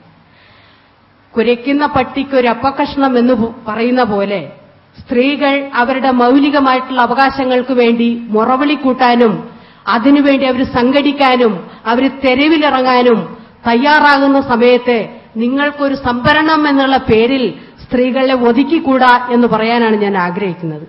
അതുകൊണ്ട് തന്നെ ഇത്തരം സംവരണം നമ്മൾക്ക് വരുന്നതിലൂടെ നമ്മൾക്കെന്താണ് ഗുണമുണ്ടാവുന്നത്, നേട്ടമുണ്ടാവുന്നതെന്ന് വളരെ സത്യസന്ധമായിട്ടുള്ള ഒരു വിശകലനം, രാഷ്ട്രീയപരമായിട്ടുള്ള വിശകലനം സ്ത്രീകളുടെ ഇടയിൽ വളരെ സജീവമായി നടക്കേണ്ടതുണ്ട് എന്ന് പറയാനാണ് ഞാൻ ആഗ്രഹിക്കുന്നത്. അത്തരമൊരു സംരംഭം നടക്കുമ്പോൾ മാത്രമേ സംവരണ സ്ത്രീകൾക്ക് 50% എന്ന വാക്കിന്റെ അർത്ഥവത്തിലേക്ക് സ്ത്രീകൾക്ക് വരാൻ സാധിക്കുള്ളൂ എന്നുള്ളതാണ് വസ്തുത. അതുകൊണ്ട് ആ ഒരു രീതിയിലേക്ക് സ്ത്രീകളുടെ സംവരണ സംവിധാനത്തെ വിലയിരുത്തുകയും അത് സ്ത്രീകളുടെ സംവരണമാണ് എന്ന് വരുത്തി തീർക്കുന്നതിന് പൂർണ്ണ ഉത്തരവാദിത്വം സ്ത്രീകൾക്ക് തന്നെയാണ് എന്ന് പറയാൻ ഞാൻ ആഗ്രഹിക്കുകയാണ്. ഇപ്പോ നമ്മൾക്കറിയാം, നമ്മളൊക്കെ ഒരുപാട് സാമൂഹ്യ പ്രവർത്തനം, രാഷ്ട്രീയ പ്രവർത്തനം, മറ്റു രീതിയിലുള്ള പ്രവർത്തന മേഖലയിലുള്ള സ്ത്രീകളാണ്. ഓരോ സ്ഥലത്തും സ്ത്രീകൾ ഓരോ കാര്യങ്ങളും ചെയ്യുമ്പോൾ സ്ത്രീകൾക്ക് നേരിടേണ്ടി വരുന്ന അവഗണന, അവരുടെ അകറ്റി നിർത്തൽ, ഇത്തരം സംരംഭങ്ങൾ നിരന്തരമായിട്ട് ഇപ്പോഴും പണ്ടുണ്ട് ആദ്യകാലങ്ങളിലുണ്ടായിരുന്നതിനെക്കാട്ടും ഒരു മടങ്ങ് വർദ്ധിച്ചിട്ടുണ്ട് എന്നുള്ളതിലപ്പുറത്തേക്ക് ഒരു സ്റ്റെപ്പ് താഴേക്ക് പോയിട്ടില്ല എന്നുള്ളതാണ് വസ്തുത. ഈ വസ്തുതയെ നിലവിൽ കണ്ടുകൊണ്ട് വേണം നമ്മൾ ഓരോ സംവരണത്തിന്റെ സംവിധാനത്തിലേക്കും കടക്കാൻ എന്ന് പറയാനാണ് ഞാൻ ആഗ്രഹിക്കുന്നത്. ഇപ്പോ നമ്മുടെ ഇടയിലുള്ള സ്ത്രീകൾ ഈ തദ്ദേശ സ്വയംഭരണ സംവിധാനങ്ങളിലേക്കും മാത്രം സ്ത്രീകൾ വന്നാൽ പോരാ, നിയമസഭയിലേക്കും പാർലമെന്റിലേക്കും നിയമനിർമ്മാണ സമിതിയിലേക്കും സ്ത്രീകൾക്ക് 50% സംവരണമാണോ 100% സംവരണമാണോ എന്ന് തീരുമാനിക്കേണ്ടത് ഇവിടുത്തെ പുരുഷന്മാരല്ല, സ്ത്രീകൾ തീരുമാനിക്കുന്ന തലത്തിലേക്ക് ഇത് വരണം. ആ രീതിയിലേക്ക് സ്ത്രീകളുടെ ഒരു ഉയർത്തെഴുന്നേൽപ്പ് ഉണ്ടാവണം എന്ന് പറയാനാണ് ഞാൻ ആഗ്രഹിക്കുന്നത്. ഇപ്പൊ സംവരണം എന്ന വാക്കിലൂടെ ഇപ്പൊ എനിക്കൊക്കെ ഒരുപാട് സ്ഥാപനങ്ങളിലുള്ള ഒരുപാട് സ്ത്രീകളായിട്ട് ബന്ധമുള്ള ആളാണ്. ഈ പ്രസിഡന്റുമാരായിട്ടും മെമ്പർമാരായിട്ടും വൈസ് പ്രസിഡന്റുമാരൊക്കെ അവിടെയൊക്കെയുള്ള ഒരു അനുഭവം എന്താണെന്ന് ചോദിച്ചാൽ, പേരിന് പ്രസിഡന്റ് എന്ന് ഒരു സ്ത്രീയെ വെക്കുകയും അവിടെയുള്ള പുരുഷന്മാർ പറയുന്നതിലപ്പുറത്തേക്ക് ആ സ്ത്രീയെ ചലിക്കാൻ പോലും സമ്മതിപ്പിക്കാതെ അടക്കി നിർത്തുന്ന ഒരു തലത്തിലേക്ക് അത് ഒതുക്കിയിട്ടുണ്ട് എന്നുള്ളതാണ് വസ്തുത. അതല്ല ശരിക്കും വേണ്ടത്. സ്ത്രീകളുടെ സംവരണവും എന്ന് പറയുന്നത് അവരുടെ മൗലികമായിട്ടുള്ള അവകാശമാണ്. സമൂഹത്തിൽ അവർ ചെയ്യേണ്ട സാമൂഹ്യ വ്യവസ്ഥിതിയുടെ ഭാഗത്തിന്റെ ഭാഗവാക്കൾ അവരാകേണ്ടതിന്റെ ഒക്കെ വിഹിതമാണ് സ്ത്രീകൾക്ക് സംവരണം എന്നുള്ള രീതിയിൽ കിട്ടാൻ പോകുന്നത്. അതുകൊണ്ട് ഇത് ആരുടെയും ഔദാര്യമല്ല. ആരെങ്കിലും പറയുമ്പോൾ അതിനനുസരിച്ച് ചലിക്കുന്നതായിരിക്കരുത്. സ്ത്രീകളുടെ ഉള്ളിന്റെ ഉള്ളിൽ അവരുടെ മനസ്സിലുണ്ടാവുന്ന അവരുടെ അഭിപ്രായങ്ങൾ അവർക്ക് തെറ്റോ ശരിയോ എന്ന് തോന്നുമ്പോൾ അത് നടപ്പിലാക്കാൻ പറ്റാവുന്ന പ്രാരംഭ സംവിധാനങ്ങൾ, ഇത്തരം സാഹചര്യങ്ങളാണ് ശരിക്കും വരേണ്ടത്. അതിനു പകരം സംവരണം 50% വരുന്ന ആളുകൾ സ്ത്രീകൾക്ക് 100% സംവരണം തന്നാലും നമ്മുടെ സ്ത്രീകളുടെ അവസ്ഥയിൽ വലിയ മാറ്റം വരാൻ പോകുന്നില്ല എന്നുള്ളൊരു അഭിപ്രായമാണ് എനിക്കുള്ളത്. ഞാനൊക്കെ ഈ പൊതുപ്രവർത്തന രംഗത്ത് സജീവമായിട്ട് നിൽക്കുമ്പോൾ സ്ത്രീ എന്നുള്ള നിലയിൽ ഓരോ സ്ത്രീകളും അനുഭവിക്കുന്ന ദൈനംദിനമായിട്ടുള്ള ഒരുപാട് പ്രശ്നങ്ങൾ നമ്മൾക്കറിയാം. അതുകൊണ്ട് ഈ സംവരണം 50% അർത്ഥവത്തിലേക്ക് കൊണ്ടുവരാൻ സ്ത്രീകൾ ഈ സംവരണമുണ്ടാക്കിയ നിയമവ്യവസ്ഥയെ അത് സംവരണ സ്ത്രീകളതാക്കി മാറ്റുന്നതിന് വേണ്ടി വളരെ ശക്തമായിട്ടുള്ള നീണ്ട പ്രക്ഷോഭം വേണ്ടിവരുമെന്നുള്ള കാര്യത്തിൽ തർക്കം വേണ്ട എന്ന് പറയാനാണ് ഞാൻ ആഗ്രഹിക്കുന്നത്. അത്തരമൊരു പ്രക്ഷോഭ സംവിധാനം ചെയ്യുമ്പോൾ അവർ തീവ്രവാദിയെന്നോ മറ്റ് എന്തെങ്കിലും പ്രചരണ പേരുകളെന്നൊക്കെ ഇവരുടെ പേരിൽ വിളിച്ചേക്കാം.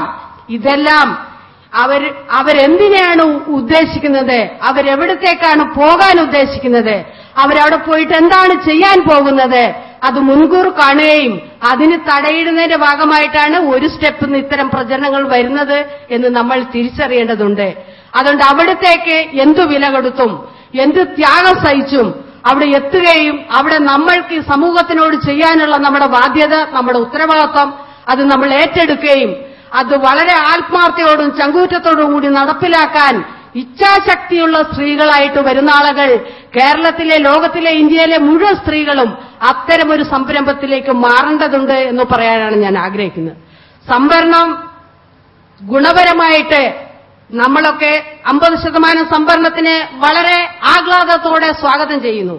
അതുപോലെ തന്നെ സ്വാഗതം ചെയ്യുമ്പോൾ അത് നമ്മുടെ ജീവിതത്തിന്റെ ഭാഗമായി തീർക്കുന്നതിന് വേണ്ടിയിട്ടുള്ള ഒരുപാട് പ്രയത്നങ്ങൾ നമ്മളുടെ ഭാഗത്തുനിന്ന് ഉണ്ടാവേണ്ടി വരും. അത്തരം സംരംഭങ്ങൾ കൂടി നമ്മൾ ചെയ്യാൻ തയ്യാറാണ്. നമുക്കറിയാം, തൊഴിൽ മേഖലയിൽ നമ്മൾ സ്ത്രീകൾ എടുത്തു നോക്കാം, അവിടെ സ്ത്രീകൾക്ക് അവഗണനകളാണ്. വിദ്യാഭ്യാസ മേഖലയിൽ നമുക്ക് എടുത്തു നോക്കാം, അവിടെ സ്ത്രീകൾ അവഗണിക്കുകയാണ്. മറ്റ് സാമൂഹിക മേഖലയിൽ നമ്മൾ എടുത്തു നോക്കാം, അവിടെ സ്ത്രീകൾ അവഗണനാണ്. നമ്മുടെ നിയമവ്യവസ്ഥയുടെ ഭാഗം നമ്മൾക്ക് എടുത്തു നോക്കാം, അവിടെയും സ്ത്രീകൾ അവഗണിക്കപ്പെട്ടു. പക്ഷേ ഈ ലോകത്തിന്റെ കടിഞ്ഞാൺ പിടിക്കുന്ന ശക്തമായിട്ടുള്ള കരങ്ങളെന്ന് പറയുന്നത് സ്ത്രീകളെന്താണ്. ആ കാര്യത്തിൽ ആർക്കും സംശയം ഉണ്ടാവില്ല എന്ന് ഞാൻ വിചാരിക്കുന്നു. അങ്ങനെ ലോകത്തിന്റെ കടിഞ്ഞാൺ പിടിക്കുന്ന ശക്തമായിട്ടുള്ള കരങ്ങൾക്ക് അത് പ്രാവർത്തികമാക്കുന്നതിന് വേണ്ടിയുള്ള വളരെ ശക്തമായിട്ടുള്ള ഒരു നിലപാട് സ്വീകരിക്കാനും അത്തരം സംരംഭങ്ങൾ നിലവിൽ വരുത്തുന്നതിന് വേണ്ടി കൃത്യയെടുക്കാനും അത് നടപ്പിലാക്കാനും നമ്മൾക്ക് സാധ്യമാവും. അത്തരമൊരു സംരംഭം വരുന്ന ആളുകളിലെങ്കിലും സംജാതമാക്കുന്നതിന് വേണ്ടി നമ്മളുടെയൊക്കെ കൂട്ടായ പ്രയത്നം വളരെ സജീവമായിട്ടുണ്ടാവണം എന്ന് പറയാനാണ് ഞാൻ ആഗ്രഹിക്കുന്നത്. ഇപ്പൊ നമുക്കറിയാം, മുസ്ലിം പിന്നോക്കം, ദളിത് പിന്നോക്കം, ആദിവാസി പിന്നോക്കം, ഇങ്ങനെ ഒരുപാട് പിന്നോക്ക പ്രശ്നങ്ങൾ നിലവിലുണ്ട്. കേരളത്തിൽ അത്തരമൊരു സംരംഭങ്ങൾ ഈ ആധുനിക കാലഘട്ടത്തിൽ ഉണ്ടാകാൻ പാടില്ലായിരുന്നു. ശരിക്കും നമ്മുടെ കേരളത്തിന് ഇപ്പോ ഓരോ പ്രദേശം പോയാൽ, നമ്മുടെ കേരളത്തിന്റെ സ്റ്റേറ്റിന്റെ പുറത്തു പോയാൽ, ഇന്ത്യയുടെ പുറത്തു പോയാൽ ഓരോ സ്ഥലത്തും കേരളം എല്ലാ സംസ്ഥാനങ്ങൾക്കും മാതൃകയാണെന്ന് കൊട്ടിഘോഷിക്കുന്ന നമ്മുടെ കേരളത്തിലെ അവസ്ഥ എന്താ? ദിനംപ്രതി 10 സ്ത്രീയെങ്കിലും ബലാത്സംഗം ചെയ്യപ്പെടുന്നു. ദിനംപ്രതി 5 സ്ത്രീയെങ്കിലും മരിക്കപ്പെടുന്നു. അവരുടെ പേരിലുള്ള ഒരു കേസ് പോലും പരിഗണിക്കില്ല. എന്തിനധികം പറയുന്നു, നേരത്തെ നമ്മുടെ ഇവിടെ സഹപ്രവർത്തക പറഞ്ഞ പോലെ സ്ത്രീകൾക്ക് വേണ്ടി ഉണ്ടാക്കിയ വനിതാ കമ്മീഷൻ അടക്കം നോക്കുകുത്തിയായിട്ട് കുറച്ച് സ്ത്രീകൾക്ക് ശമ്പളം മേടിക്കുന്നതിലപ്പുറത്തേക്ക് വനിതാ കമ്മീഷൻ എന്താണ് ചെയ്യാൻ പറ്റുന്നത്? ഒന്നും ചെയ്യാൻ പറ്റുന്ന അത്തരം ഒരു കമ്മീഷനും അങ്ങനെയുള്ള ഒരു സംവരണമല്ല നമ്മൾക്ക് വേണ്ടത്. കേരളത്തിലെ സ്ത്രീകളുടെ യഥാർത്ഥ നീറുന്ന പ്രശ്നങ്ങൾ മനസ്സിലാക്കി അതിന് പരിഹാരം കാണാൻ പറ്റുന്ന പൊളിറ്റിക്കൽ പവറാണ് അവർക്ക് വേണ്ടത്. പക്ഷേ അവിടെ എന്താണ് സംഭവിച്ചത്? വനിതാ കമ്മീഷൻ ഉണ്ടാക്കുമ്പോൾ തന്നെ പുരുഷന്മാർ തീരുമാനിക്കുന്നവർക്ക് പവർ കൊടുക്കില്ല. ഇവരൊരു ബൊമ്മയായി ഞങ്ങളുടെ കൂടെ നിന്നോട്ടെ. അങ്ങനെ വനിതാ കമ്മീഷൻ കേരളത്തിന്റെ ഒരു ബൊമ്മയാണ്.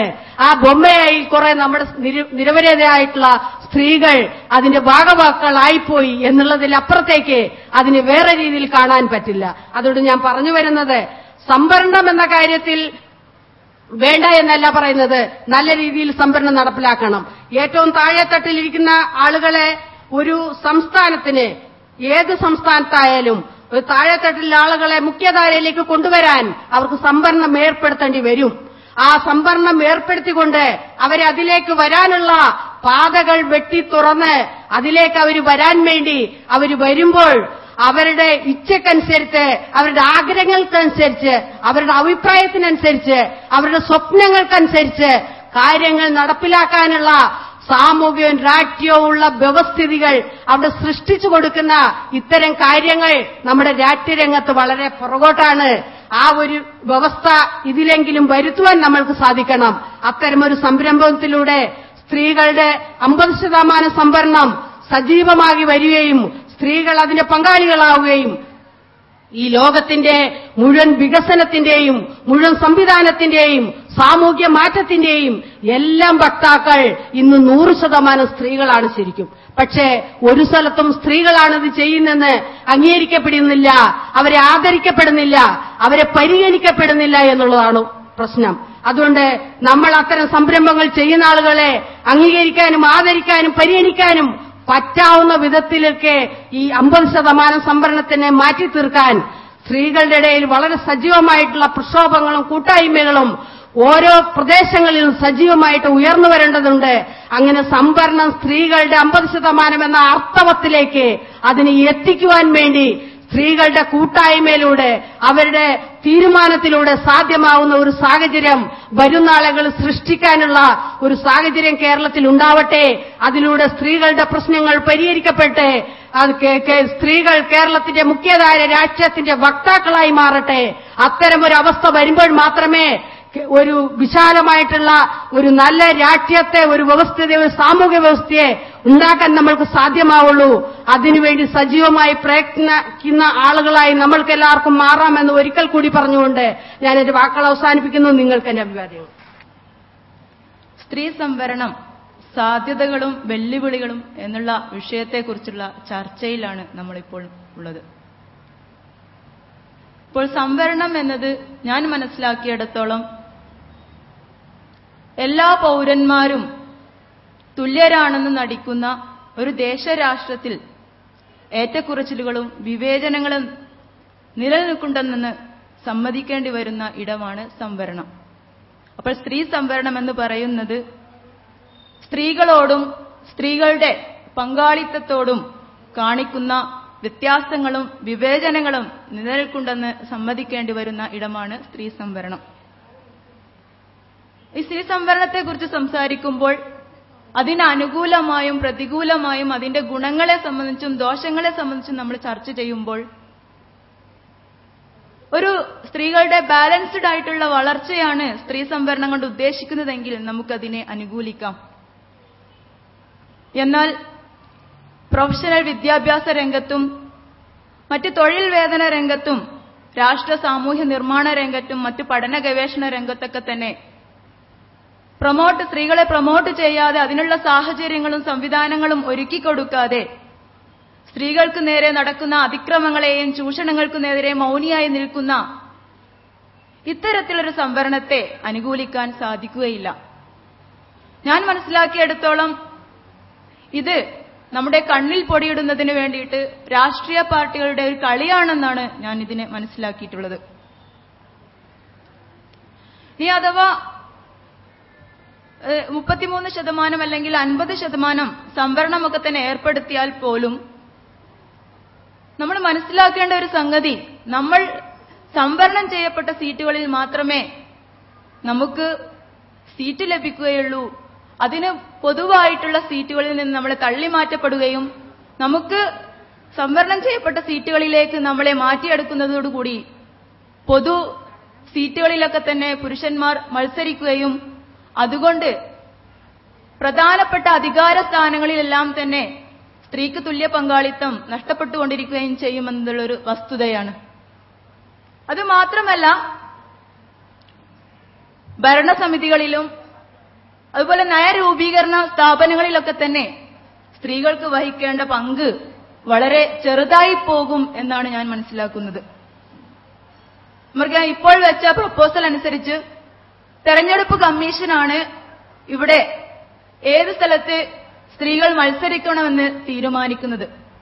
അപ്പൊ ഇങ്ങനെ ഒരു സംവരണം നടപ്പിലാക്കുന്ന സമയത്ത് ഒരു നിയോജക മണ്ഡലത്തിൽ തന്നെ സ്ത്രീകൾ പരസ്പരം മത്സരിക്കേണ്ടി വരുന്ന ഒരു സാഹചര്യം നിലനിൽക്കും.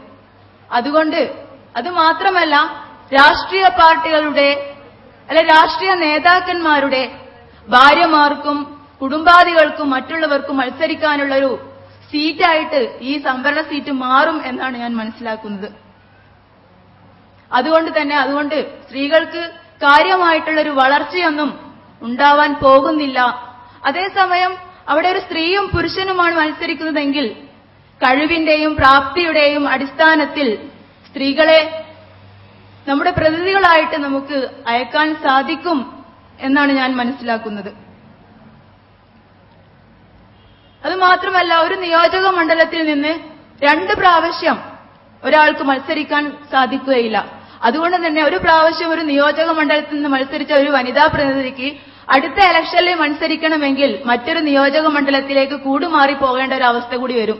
കഴിഞ്ഞ ഇലക്ഷനിലൊക്കെ നമ്മൾ കണ്ടു, കൊല്ലത്ത് നിന്ന് കാസർഗോഡ് കൊണ്ടുവന്ന് മത്സരിപ്പിക്കേണ്ട ഒരു ഗതികേട് വന്നൊരു സംഭവം നമ്മൾ പത്രത്തിൽ വായിക്കപ്പെടുകയുണ്ടായി. ഇതുകൊണ്ട് സ്ത്രീക്ക് അതിന്റേതായ പ്രയാസങ്ങളും പ്രതിസന്ധികളും നേരിട്ടുണ്ടെന്നുള്ള കാര്യം നാം മനസ്സിലാക്കേണ്ടതുണ്ട്. നമുക്കറിയാം, ഇന്ത്യ സ്വതന്ത്രയാകുന്നതിന് മുമ്പ് തന്നെ കോൺഗ്രസിൽ സത്യസന്ധതയും ധീരതയും കഴിവും പ്രാപ്തിയുമുള്ള ഒരുപാട് വനിതാരത്നങ്ങൾ ഉണ്ടായിരുന്നു എന്നുള്ളത് നമുക്ക് ചരിത്രമെടുത്ത് പരിശോധിച്ചാൽ മനസ്സിലാക്കാൻ സാധിക്കും. അതുകൊണ്ട് തന്നെയാണ് ഒരുപാട് വീഴ്ചകൾ നമുക്ക് പറയാനുണ്ടെങ്കിലും ലോകം കണ്ട ഏറ്റവും വലിയ ഭരണാധികാരിയായിട്ട് ഇന്ദിരാഗാന്ധിയെ നമുക്ക് ചൂണ്ടിക്കാണിക്കാൻ സാധിക്കുന്നത്. എന്നാൽ ഇന്ന് സ്വന്തം പോക്കറ്റ് വീർപ്പിക്കുന്നതിന് വേണ്ടി രാഷ്ട്രീയത്തെ ചൂഷണം ചെയ്തതുകൊണ്ടാണ് ജയലളിതയെ പോലെയുള്ള മായാദേവിയെ പോലെയുള്ള ആളുകൾ നമ്മുടെ മുമ്പിലൂടെ ഇങ്ങനെ വനിതാ പ്രതിനിധികളായിട്ട് സഞ്ചരിച്ചുകൊണ്ടിരിക്കുന്നത്. ഇനി അഥവാ അപ്പൊ എനിക്കിവിടെ പറയാനുള്ളത്, ഈ നിയമത്തിൽ ഒരു ഭേദഗതി വരുത്തുകയാണെങ്കിൽ തീർച്ചയായിട്ടും ഈ സംവരണം കൊണ്ട് നമുക്ക് മുന്നേറാൻ സാധിക്കും. അതായത് മുഖ്യധാര രാഷ്ട്രീയ പാർട്ടികൾ ഒരു 1/3% എല്ലാ ST SC ഉൾപ്പെടെ മറ്റു പിന്നോക്ക വിഭാഗങ്ങൾ ഉൾപ്പെടെയുള്ള ആളുകൾക്ക് സംവരണം ചെയ്യുകയാണെങ്കിൽ നമുക്ക് ഈ സംവരണത്തിൽ മുന്നോട്ട് പോവാൻ കഴിയുകയുള്ളൂ. കാരണം 1952 മുതൽ 2004 വരെയുള്ള പാർലമെന്റിലെ സ്ത്രീകളുടെ അനുപാതം എന്ന് പറയുന്നത് 8.6% മാത്രമാണ്. അതുകൊണ്ട് തന്നെ ഇങ്ങനെ നിയമ ഭേദഗതി വരുത്തുകയാണെങ്കിൽ ഇതിൽ നിന്ന് നമുക്ക് ഉയർന്നു പോവാൻ സാധിക്കും എന്നാണ് ഞാൻ മനസ്സിലാക്കുന്നത്. അതുപോലെ തന്നെ ഇന്ത്യയിൽ ആദ്യമായിട്ട് സ്ത്രീകൾക്ക് 50% സംവരണം നടത്തുന്ന ആദ്യത്തെ സംസ്ഥാനമാണ് കേരളം. കേരളത്തിന്റെ അവസ്ഥ എന്താണ്? നേരത്തെ നമുക്ക് 2 MP-മാരുണ്ടായിരുന്നുവെങ്കിൽ ഇന്ന് നമുക്കൊരു MP പോലും ഇല്ല എന്നുള്ളതൊരു വസ്തുതയാണ്. പക്ഷേ കേരളത്തെ പ്രതിനിധീകരിക്കുന്ന ഒരുപാട് വനിതാ പ്രതിനിധികൾ നമുക്ക് നേരത്തെ ഉണ്ടായിരുന്നു. നേരത്തെ കേരളത്തിന്റെ ഡെപ്യൂട്ടി സ്പീക്കറായിരുന്ന നഫീസത്ത് ബീവിയും ഗൗരിയമ്മയും ഒക്കെ തന്നെ വളരെ നമ്മളെ വനിതാ പ്രതിനിധികളെ പ്രതിനിധീകരിച്ചിട്ടുള്ള ആളുകളായിരുന്നുവെങ്കിലും വനിതകളുടെ മോചനത്തിന് വേണ്ടി, അവരുടെ ശാക്തീകരണത്തിന് വേണ്ടിയിട്ട് ബഹുദൂരം സഞ്ചരിക്കാൻ അവർക്ക് സാധിച്ചിട്ടില്ല. കാരണം അവരുടെ രാഷ്ട്രീയ പാർട്ടികളുടെ കാലുമാറലും പരസ്പരമുള്ള പാരവെപ്പൊക്കെ ആയിട്ട് സ്ത്രീകളുടെ ഉന്നമനത്തിന് വേണ്ടിയിട്ട് ബഹുദൂരം സഞ്ചരിക്കാൻ അവർക്ക് സാധിച്ചിട്ടില്ല എന്നുള്ളത് നമുക്ക് അറിയുന്നൊരു വസ്തുതയാണ്. ഇപ്പൊ ഞാന് സംവരണത്തെക്കുറിച്ച് പറയുമ്പോൾ എനിക്ക് തോന്നിയിട്ടുള്ളൊരു വിരോധാഭാസം, സംവരണത്തിന് വേണ്ടിയിട്ട്, സ്ത്രീ ശാക്തീകരണത്തിന് വേണ്ടിയിട്ടും മുഖ്യധാര രാഷ്ട്രീയ പാർട്ടികളുടെ മഹിളാ സംഘടനകളാണ് മുറവിളി കൂട്ടിക്കൊണ്ടിരിക്കുന്നത്. അതേസമയം തന്നെ അവരുടെ മാതൃസംഘടനകളാകട്ടെ അതിനെ അനുകൂലിക്കുന്ന ഒരു സ്വഭാവത്തിലേക്ക് കടന്നു വരുന്നില്ല എന്നുള്ളത് നമുക്ക് കാണാൻ സാധിക്കും. 1974 CSWI committee on the status of woman in India ഭൂരിപക്ഷ അഭിപ്രായ പ്രകാരം സംവരണം എന്ന ആശയത്തെ തള്ളിക്കളഞ്ഞതായിരുന്നു. എന്നാൽ അതേസമയം തന്നെ 1996 യുണൈറ്റഡ് ഫ്രണ്ട് ആദ്യമായിട്ട് സംവരണ ബില്ല് മേശപ്പുറത്ത് വെച്ചപ്പോൾ അതിനെ എതിർത്തിരുന്നൊരു കക്ഷി BJP-യിലെ ഉമാഭാരതി ആയിരുന്നു എന്ന് നാം മനസ്സിലാക്കേണ്ടതുണ്ട്. അതുകൊണ്ട് തന്നെ രാഷ്ട്രീയ പാർട്ടികളുടെ ചട്ടുകങ്ങളായി മാറിക്കൊണ്ട്, രാഷ്ട്രീയ പാർട്ടികളെ വോട്ട് ബാങ്കുകളായിട്ട് മാറിക്കൊണ്ട് നമുക്കൊരു സംവരണത്തിൽ നിന്നുകൊണ്ട് നിൽക്കാൻ സാധിക്കുകയില്ല എന്നാണ് ഞാൻ മനസ്സിലാക്കുന്നത്. അതുകൊണ്ട് തന്നെ രാഷ്ട്രീയ പാർട്ടികളുടെ കാപട്യങ്ങളെയും രാഷ്ട്രീയ നേതാക്കന്മാരുടെ കാപട്യങ്ങളെയും തിരിച്ചറിഞ്ഞുകൊണ്ട് സമൂഹത്തിൽ പരിവർത്തനം സൃഷ്ടിക്കാൻ നമുക്ക് സാധിക്കണം. അത്തരത്തിലൊരു വിപ്ലവമാവട്ടെ നമ്മളിൽ നിന്നുണ്ടാവട്ടെ എന്ന് പ്രാർത്ഥിച്ചുകൊണ്ട് ആശംസിച്ചു ഉണർത്തുന്നു. അസ്സലാമു അലൈക്കും. ഏറെ സന്തോഷത്തോടെയാണ് സംസ്ഥാന സമ്മേളനത്തോടനുബന്ധിച്ച് തുടക്കം കുറിച്ച സെമിനാറിന്റെ സമാപനത്തിലേക്ക് നാം എത്തിയിരിക്കുന്നത്. തദ്ദേശ സ്വയംഭരണ സ്ഥാപനങ്ങളിൽ 50% സ്ത്രീ സംവരണം നടപ്പിലാക്കാൻ സംസ്ഥാന സർക്കാർ തീരുമാനിച്ച ഈ സന്ദർഭത്തിൽ സ്ത്രീകളുടെ രാഷ്ട്രീയ പങ്കാളിത്തത്തിന്റെ ആവശ്യകതയാണ്, സ്ത്രീകൾ രാഷ്ട്രീയ അവബോധം നേടിയെടുക്കേണ്ടതിന്റെ അനിവാര്യതയാണ് ഈ ഒരു വലിയ പ്രസ്ഥാനത്തിന്, ഈ മഹത്തായ പ്രസ്ഥാനത്തിന് ഈ ഒരു വിഷയം ചർച്ചയ്ക്കെടുക്കേണ്ടി വന്നത് എന്ന് സൂചിപ്പിക്കാൻ ഞാൻ ആഗ്രഹിക്കുകയാണ്. എല്ലാ വിഷയാവതരണത്തിലൂടെയും കടന്നുപോകുന്ന പ്രഭാഷണങ്ങളിലൂടെയെല്ലാം നാം മനസ്സിലാക്കിയ വസ്തുതകൾ ഒന്ന് സൂചിപ്പിക്കുക മാത്രം ചെയ്തുകൊണ്ട് അവസാനിപ്പിക്കാൻ ആഗ്രഹിക്കുന്നു. 1996 യുണൈറ്റഡ് ഫ്രണ്ട് ഗവൺമെന്റ് മുമ്പിൽ വെച്ച സംവരണം തൊട്ട് ഇപ്പോൾ വന്നിരിക്കുന്ന 50% സംവരണം വരെ തുടർന്നു പോരുമ്പോൾ നാം മനസ്സിലാക്കേണ്ട വസ്തുത എന്താണ്? നേരത്തെ ചർച്ചകളിലൂടെ ഉരുത്തിരിഞ്ഞു വന്ന സംഗതി എന്താണ് ഇങ്ങനെയുള്ള ഒരു സംവരണത്തിലേക്ക് നമ്മെ നയിച്ചത് എന്ന വസ്തുതയാണ്. സ്ത്രീകളുടെ രാഷ്ട്രീയ പങ്കാളിത്തം ലോകാടിസ്ഥാനത്തിൽ തന്നെ കുറവാണ് എന്നതുകൊണ്ടാണ് സംവരണം വേണ്ടി വന്നിട്ടുള്ളത്. രാഷ്ട്രത്തിന്റെ വിമോചനം എന്ന വിശാല താൽപര്യത്തിന്റെ പശ്ചാത്തലത്തിൽ സ്വാതന്ത്ര്യ സമരത്തിൽ സ്ത്രീകൾക്ക് പൂർണ്ണമായും അനുമതി ലഭിക്കുകയും അവർ സജീവമായി പങ്കെടുക്കുകയും ചെയ്തുവെങ്കിലും 1952 പൊതു തെരഞ്ഞെടുപ്പിൽ വനിതാ സ്ഥാനാർത്ഥികൾ നിസ്സാരമായിരുന്നു. 499 പാർലമെന്റ് അംഗങ്ങൾ സ്ഥാനാർത്ഥികളായിട്ട് മത്സരിക്കുന്ന സമയത്ത് വെറും 22 പേർ മാത്രം. ലോകത്തൊട്ടാകെയുള്ള പാർലമെന്റുകളിൽ തന്നെ സ്ത്രീ പ്രാതിനിധ്യം 11.7% മാത്രമായിരുന്നു 1977 എന്ന് നാം കാണുമ്പോൾ ഇന്ന് രാഷ്ട്രീയ സാമൂഹിക പ്രസ്ഥാനങ്ങൾ, പൗരസമൂഹം, യൂണിവേഴ്സിറ്റികൾ എന്നീ മേഖലകളിലെല്ലാം വർദ്ധിച്ച സ്ത്രീ സാന്നിധ്യം നമുക്ക് പ്രകടമാണ്. 1985-90 കാലത്ത് 1985-90 കാലത്താണ് 33% സംവരണമെന്ന തെരഞ്ഞെടുപ്പ് കമ്മീഷന്റെ നിർദ്ദേശം പാലിക്കപ്പെട്ടിട്ടുള്ളത്. ആ സന്ദർഭത്തിൽ സഹോദരിമാരെ, ഞാനും നിങ്ങളും മനസ്സിലാക്കേണ്ട വസ്തുത, ഈ 33% സംവരണം സാധിക്കപ്പെടാൻ വേണ്ടി, പാലിക്കപ്പെട്ടു എന്ന് കാണിക്കാൻ വേണ്ടി, ആ ഒരു വസ്തുത കൊണ്ടുവരാൻ വേണ്ടി അന്ന് ചെയ്ത പണികൾ എന്താണ് എന്നത് എന്റെയും നിങ്ങളുടെയും മനസ്സിൽ പതിഞ്ഞു കിടക്കേണ്ടതുണ്ട്. പരാജയപ്പെടാൻ സാധ്യതയുള്ള സീറ്റുകളാണ് പലപ്പോഴും സ്ത്രീകൾക്ക് പാർട്ടികൾ മാറ്റിവെക്കുന്നത് എന്നതാണ്. പരാജയപ്പെടാൻ സാധ്യതയുള്ള ഭാഗങ്ങളിലേക്ക് സ്ത്രീകളെ തള്ളുന്ന ഒരവസ്ഥയല്ല വരാനിരിക്കുന്ന 50% സംവരണത്തിലൂടെ തദ്ദേശ സ്വയംഭരണ സ്ഥാപനങ്ങളിൽ കടന്നുവരുന്ന നമുക്ക് രാഷ്ട്രീയമായ ബോധത്തോടുകൂടി തന്നെ കടന്നുവരണമെന്നാണ് ഈ മഹത്തായ പ്രസ്ഥാനത്തിന് കേരളത്തിലെ വനിതകളോട്, നമ്മുടെ പ്രിയപ്പെട്ട സഹോദരിമാരോട് ഉണർത്താനുള്ളത്, അറിയിക്കാനുള്ളത്. പാർട്ടി സ്ഥാനാർത്ഥി പട്ടികയിൽ ഗൗരവപൂർവ്വം സ്ത്രീകളുടെ പേരുകൾ ഉൾപ്പെടുത്തണമെന്നാണ് രാഷ്ട്രീയ ജനാധിപത്യത്തിന്റെ ചാലക ശക്തികളായ രാഷ്ട്രീയ പാർട്ടികളോട് ഈ സ്ത്രീ സമൂഹത്തിന്, കേരള സ്ത്രീ സമൂഹത്തിന് പറയാനുള്ളത്.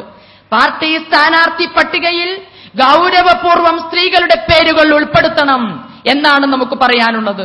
തദ്ദേശ സ്വയംഭരണ സ്ഥാപനങ്ങളിൽ നമുക്ക് ലഭിക്കാനിരിക്കുന്നു എന്ന് നാം ആഗ്രഹിക്കുന്ന, പ്രതീക്ഷിക്കുന്ന 50% സംവരണ സീറ്റുകളിൽ പുരുഷന്മാരെക്കാൾ അപ്പുറം ചങ്കൂറ്റത്തോടുകൂടി എനിക്കും നിങ്ങൾക്കും ഉറപ്പിക്കാൻ സാധിക്കണം, നാം നേടിയെടുക്കുന്ന, നമുക്കായി നീക്കിവെക്കുന്ന സീറ്റുകളിൽ വളരെ കാര്യപ്രദമായ, വളരെ കാര്യക്ഷമമായ രൂപത്തിൽ ഭരണം കാണിച്ചു കൊടുത്തുകൊണ്ട് എങ്ങനെയാണ് സ്വന്തം നാടിനു വേണ്ടി ഭരിക്കേണ്ടത്, നീതിപൂർവം, ജാതി മത വിവേചനമില്ലാതെ, ഒരു തരത്തിലുമുള്ള വിവേചനം കാണിക്കാതെ നീതി പുലർത്തിക്കൊണ്ട് ഈ സമൂഹത്തിന്റെ നികുതിപ്പണം പിരിച്ചെടുക്കുന്ന ഈ നികുതിപ്പണം സമൂഹത്തിന്റെ നന്മയ്ക്ക് വേണ്ടി എങ്ങനെ ഉപയോഗിക്കണം, എങ്ങനെയാണ് ഉപയോഗിക്കേണ്ടത് എന്ന് പുരുഷ വിഭാഗത്തിനടക്കം കാണിച്ചു കൊടുക്കാൻ, ചങ്കൂറ്റത്തോടെ മുന്നോട്ട് വരാൻ ഈ സംവരണത്തിന്റെ സാധ്യത ഉപയോഗപ്പെടുത്തണമെന്നാണ് ഈ എളിയവർക്ക്, എന്റെ പ്രിയപ്പെട്ട സഹോദരിമാരുടെ മുമ്പിൽ ഉണർത്താനുള്ളത്. അതിന് നാം എന്ത് ചെയ്യണം? രാഷ്ട്രീയമായി നാം ഒട്ടേറെ കാര്യങ്ങൾ നമ്മൾ മനസ്സിലാക്കേണ്ടതുണ്ട്. ഒട്ടേറെ മാതൃകകൾ നമുക്കിതിന്റെ പിന്നിലുണ്ട്. ഏത് രാഷ്ട്രീയ രംഗത്തും കാര്യക്ഷമമായ രൂപത്തിൽ, വളരെ കാര്യപ്രധാനമായ രൂപത്തിൽ നിർദ്ദേശങ്ങൾ നൽകാൻ ശ്രമിച്ച ഒട്ടേറെ മാതൃകകളെ നമുക്ക് എടുത്തു പറയാൻ സാധിക്കും. നമുക്കറിയാം, പ്രവാചക തിരുമേനി, മുഹമ്മദ് നബി തിരുമേനിയുടെ പ്രിയപത്നി സൗദാ ബീവി വളരെ സന്നിഗ്ധമായ ഒരു ഘട്ടത്തിൽ, ഹുദൈബിയ സന്ധിയുടെ സന്ദർഭത്തിൽ ഒരൊറ്റ അനുയായികളും ആ ചെയ്തിരിക്കുന്ന പ്രതിജ്ഞ അനുസരിച്ചുകൊണ്ട് ഇഹ്റാം കെട്ടിക്കൊണ്ട് ഉംറയ്ക്ക് വന്ന സമയത്ത് അത് അഴിക്കണം, തിരിച്ചു പോകണം എന്ന് പ്രവാചകൻ പറഞ്ഞപ്പോൾ അത് അംഗീകരിക്കാതെ വന്നപ്പോൾ വിഷമത്തോടു കൂടി വന്നു പറഞ്ഞു, എന്ത് ചെയ്യണം എന്ന് സ്വന്തം പ്രിയതമയോട് വന്ന് പറയുകയാണ്. ചങ്കൂറ്റത്തോടെ ആത്മധൈര്യം നൽകിക്കൊണ്ട് ആ പ്രവാചകൻ തിരുമേനി സ്വല്ലല്ലാഹു അലൈഹി വസല്ലമയോട് സൗദാ ബീവി പറഞ്ഞു കൊടുക്കുകയാണ്, നിങ്ങൾ വിഷമിക്കേണ്ട, പോയി നിങ്ങൾ ചെയ്യേണ്ട പണി, നിങ്ങൾ ബലിയറുത്തുകൊണ്ട്, മുടി കളഞ്ഞുകൊണ്ട് നിങ്ങൾ അതിന് മാതൃക കാണിക്കുക. എങ്കിൽ താങ്കളുടെ അനുയായികൾ, നമ്മുടെ അനുയായികൾ താങ്കളോടൊപ്പം കടന്നു വരുമെന്ന് എത്ര യുക്തമായ മറുപടിയായിരുന്നു.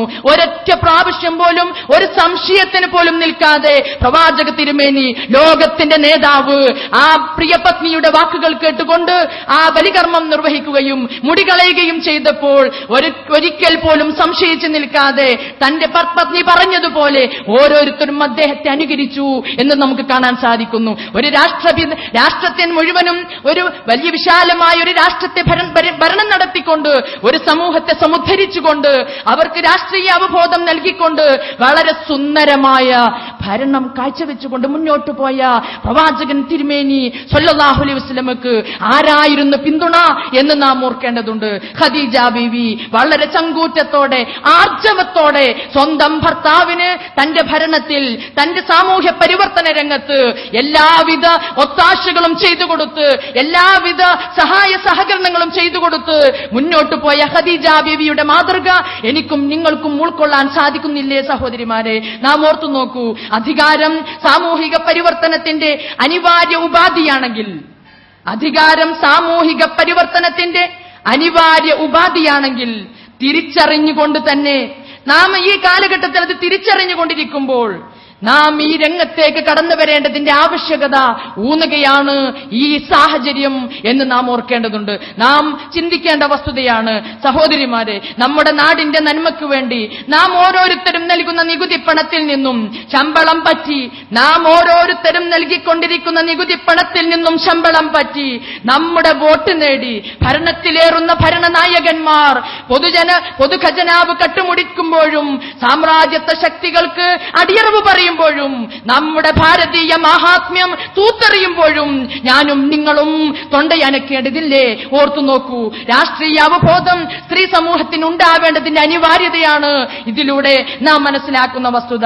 ഒട്ടേറെ മോഹങ്ങളും പ്രതീക്ഷകളും നൽകി തെരഞ്ഞെടുപ്പ് പ്രകടന പത്രികയിലൂടെ ഒട്ടേറെ മോഹങ്ങളും പ്രതീക്ഷകളും നമ്മുടെ മുമ്പിൽ വെച്ചു തന്നുകൊണ്ട് ദളിത് ആദിവാസി വൃതിയെയും ഇതുവരെ തിരിഞ്ഞു നോക്കാത്ത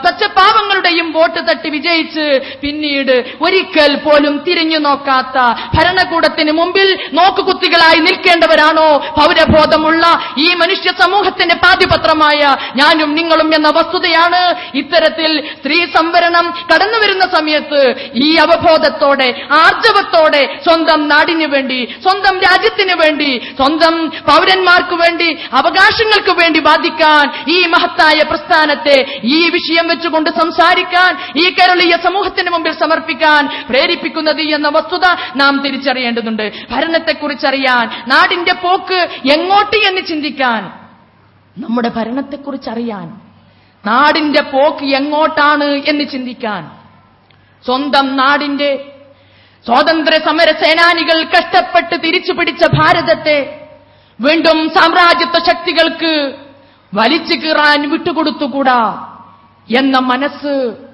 മാതൃഹൃദയമുള്ള രാജ്യസ്നേഹികളായ ഇന്ത്യൻ പൗരകളായ എനിക്കും നിങ്ങൾക്കുമില്ലേ സഹോദരിമാരെ? രാഷ്ട്രീയ പകപോക്കലുകളും വർഗീയ കലാപങ്ങളും പ്രത്യക്ഷത്തിൽ പുരുഷ വിഭാഗത്തെയാണ് ബാധിക്കുന്നതെങ്കിൽ അതുകൊണ്ട് പ്രയാസം അനുഭവിക്കുന്നവരാരാണ്? പൗരബോധത്തോടെ പ്രതിപക്ഷത്താണെങ്കിലും മന്ത്രിപക്ഷത്താണെങ്കിലും സ്വന്തം രാജ്യത്തിന് വേണ്ടി കാര്യക്ഷമമായി പ്രവർത്തിക്കേണ്ട രാഷ്ട്രീയ പാർട്ടികൾ പകപോക്കലുകളിലൂടെ ഒട്ടേറെ ജീവനുകൾ അപഹരിച്ചുകൊണ്ടിരിക്കുമ്പോൾ, ദാമ്പത്യ ജീവിതത്തിലേക്ക് കടന്നു വന്ന പെൺകുട്ടികൾക്ക് ദാമ്പത്യം അനുഭവിക്കാൻ അവസരം കൊടുക്കാതെ സ്വന്തം പ്രിയതമനെ കുത്തിക്കീറി ആ ചോരക്കളം കാണേണ്ടി വന്ന എത്ര സങ്കടത്തോടു കൂടി ജീവിച്ചുകൊണ്ടിരിക്കുന്ന സഹോദരിമാർ നമ്മുടെ നാട്ടിലുണ്ട് സഹോദരിമാരെ. പിതാവിന്റെ സ്നേഹവും കാരുണ്യവും ഏറ്റുവാങ്ങിക്കൊണ്ട് ദീർഘനാൾ ജീവിക്കാൻ കഴിയാതെ സങ്കടപ്പെടുന്ന എത്ര കുഞ്ഞു കുഞ്ഞു പൈതങ്ങൾ രാഷ്ട്രീയ പകപോക്കലുകളുടെ പേരിലും വർഗീയതയുടെ കാട്ടിക്കൂട്ടലുകൾ കൊണ്ടും നമ്മുടെ നാട്ടിൽ വന്നു ചേർന്നിരിക്കുന്ന സഹോദരിമാരെ. പൊന്നുമോൻ, ഏകാശ്രയമായ പൊന്നുമകനെ കൊന്നൊടുക്കിക്കൊണ്ട് രാഷ്ട്രീയക്കാരും വർഗീയ പാലികരും ഇവിടെ ഞെളിഞ്ഞു നടക്കുമ്പോൾ മാതൃഹൃദയമുള്ള മനുഷ്യരോട് സ്നേഹമുള്ള എനിക്കും നിങ്ങൾക്കും ഇനി ശബ്ദിക്കാതിരിക്കാൻ സാധിക്കുമോ?